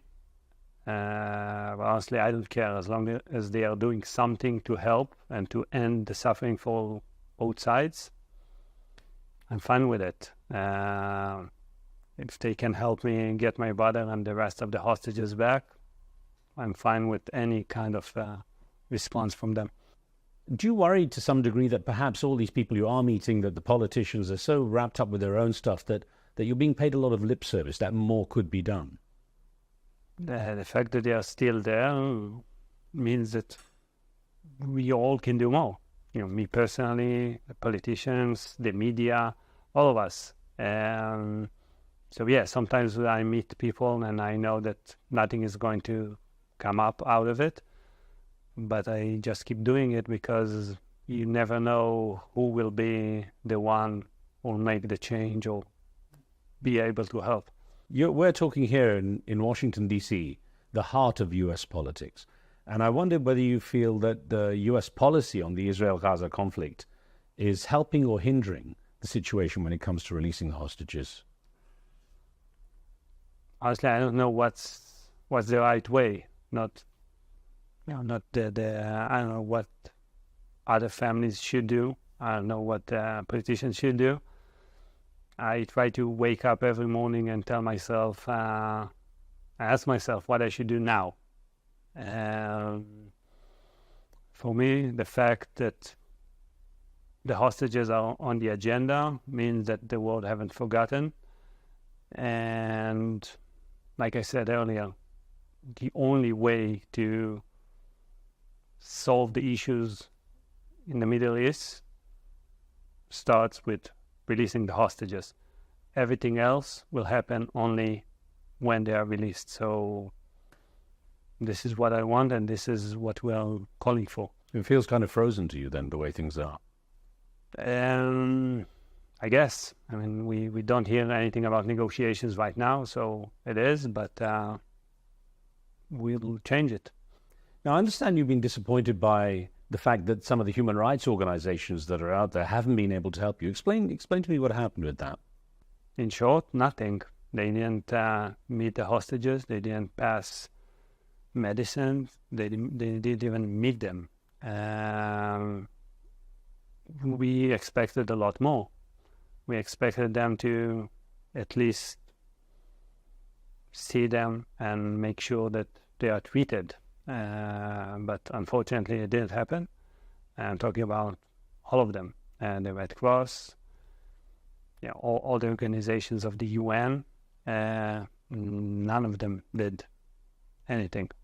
Is it possible that perhaps they don't have the ability or access because of the way the conflict has been going? I mean, is the military action, for example, in Gaza perhaps even hindering the chance for them to do that? I don't believe so, because they have connections. They have people inside Gaza. And from the discussions we had, for example, with the Red Cross, they prefer to preserve the connections with Hamas and not to hurt them. And in a way, they give up on seeing what's going on with the hostages in order to keep those connections with Hamas. Now, it's interesting because you're saying that that connection that they want with Hamas, you're also saying, and you have said, that Hamas has to go. And in the aftermath of October the 7th, the Israeli Prime Minister Benjamin Netanyahu actually even said he was determined to wipe out Hamas. Now, I wonder, do you feel you fully understand that? I mean, do you fully understand and support that approach, or do you think it might actually be a hindrance to progressing the release of the hostages? Oh, I think that the way or the order of things should be the opposite. If you ask any normal human being on the street, they understand that Hamas is a terror organization. They didn't just murder Israelis. They murdered Muslims. They murdered a Muslim guy outside of my brother's bomb shelter because he tried to save the others. He spoke to them in Arabic. He told them he was religious, and they just abused him and executed him, basically. So they have to go in order for the Palestinians to have a chance for normal life. They have to go, but we can get the hostages first and then finish the job with Hamas and make them go for the sake of everyone in the Middle East. That's what I was wondering, is whether it's a case of the Prime Minister of Israel, continuing with this military action at the cost of the hostages. I don't see it the same way, because unfortunately, we have experience with hostages in Gaza for more than 10 years now, with no military action.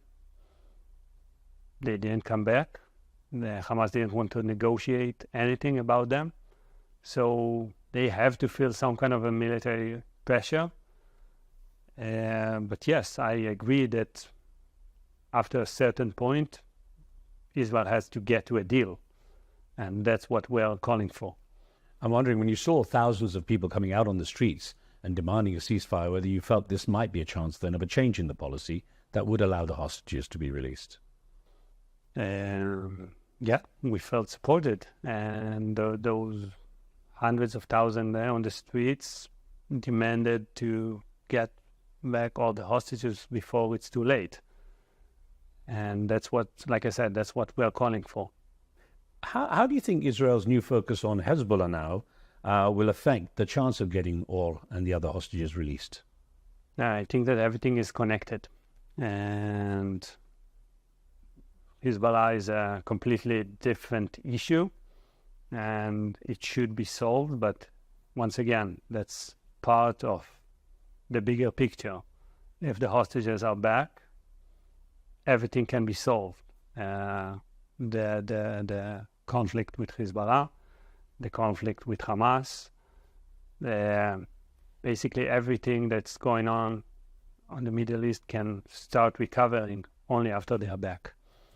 Is it a bit of a catch-22 though, Michael? Because what you have now is you have the Houthis, you have Hezbollah, and then of course Hamas continuing its actions.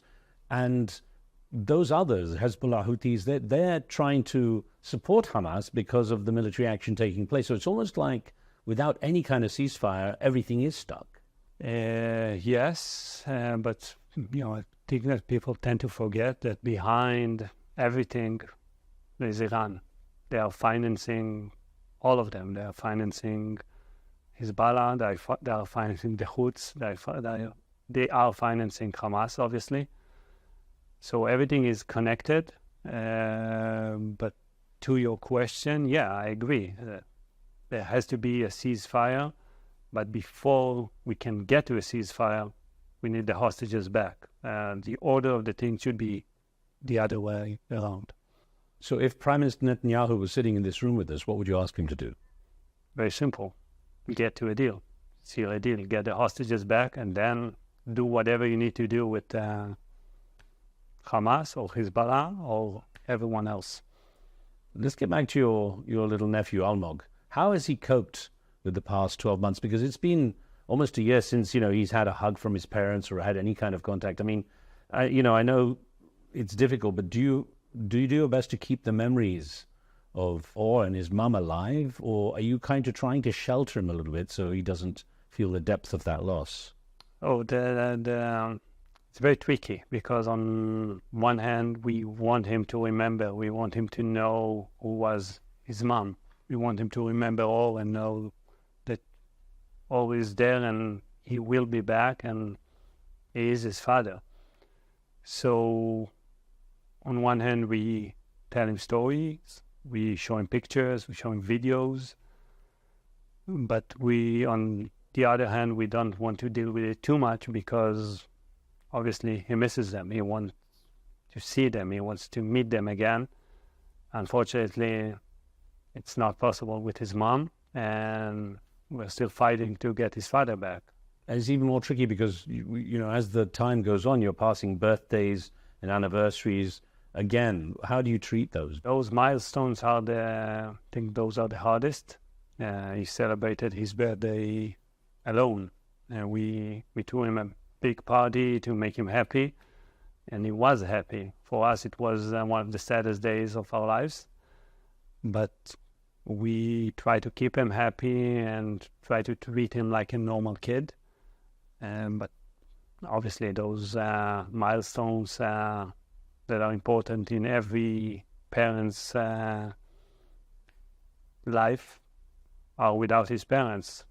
Talking of anniversaries, you said something very poignant a little while ago. You said October the 7th is coming round again, first year anniversary, but for you it's just another day. I wonder though, do you think there's any chance that when people do have to remember that date as it comes around, that it might create more impetus, more movement for something to be done? Because people now will say it has been a year and there hasn't been a resolution. Now, obviously, this date is symbolic, and yes, we can and need to use it in order to remind people that there's still no solution, that there are still 101 hostages in Gaza. So, for me personally, it doesn't mean anything. It's just another day, but it is a day that we can use the media attention to remind the world that there are still hostages back in Gaza. Mike, sitting with you, I can sense, obviously, the depth of the emotion. It's your brother who's been taken hostage. You've lost your sister-in-law, who's his soulmate, and you're now dealing with, looking after his 3-year-old son. Is there any time that you find it so much, the pressure to be so much, that you fear that this will never resolve positively, that you might not see Or again? How do you avoid getting into that kind of depth? Obviously, this is somewhere inside my head all the time, but I try not to think about it, because for me there's no other way than him being back.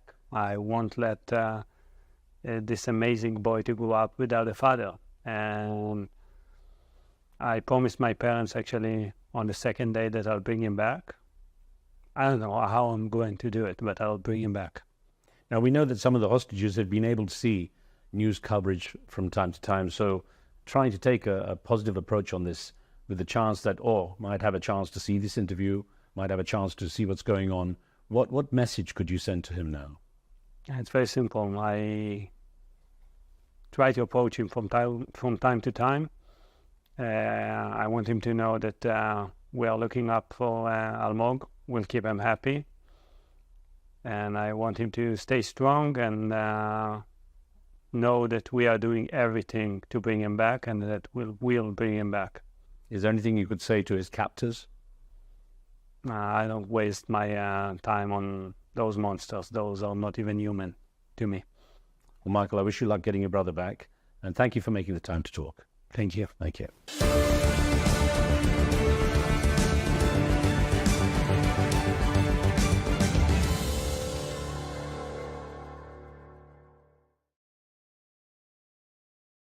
At Arabiya News, we go beyond the headlines. From the latest breaking news to in-depth coverage of global events.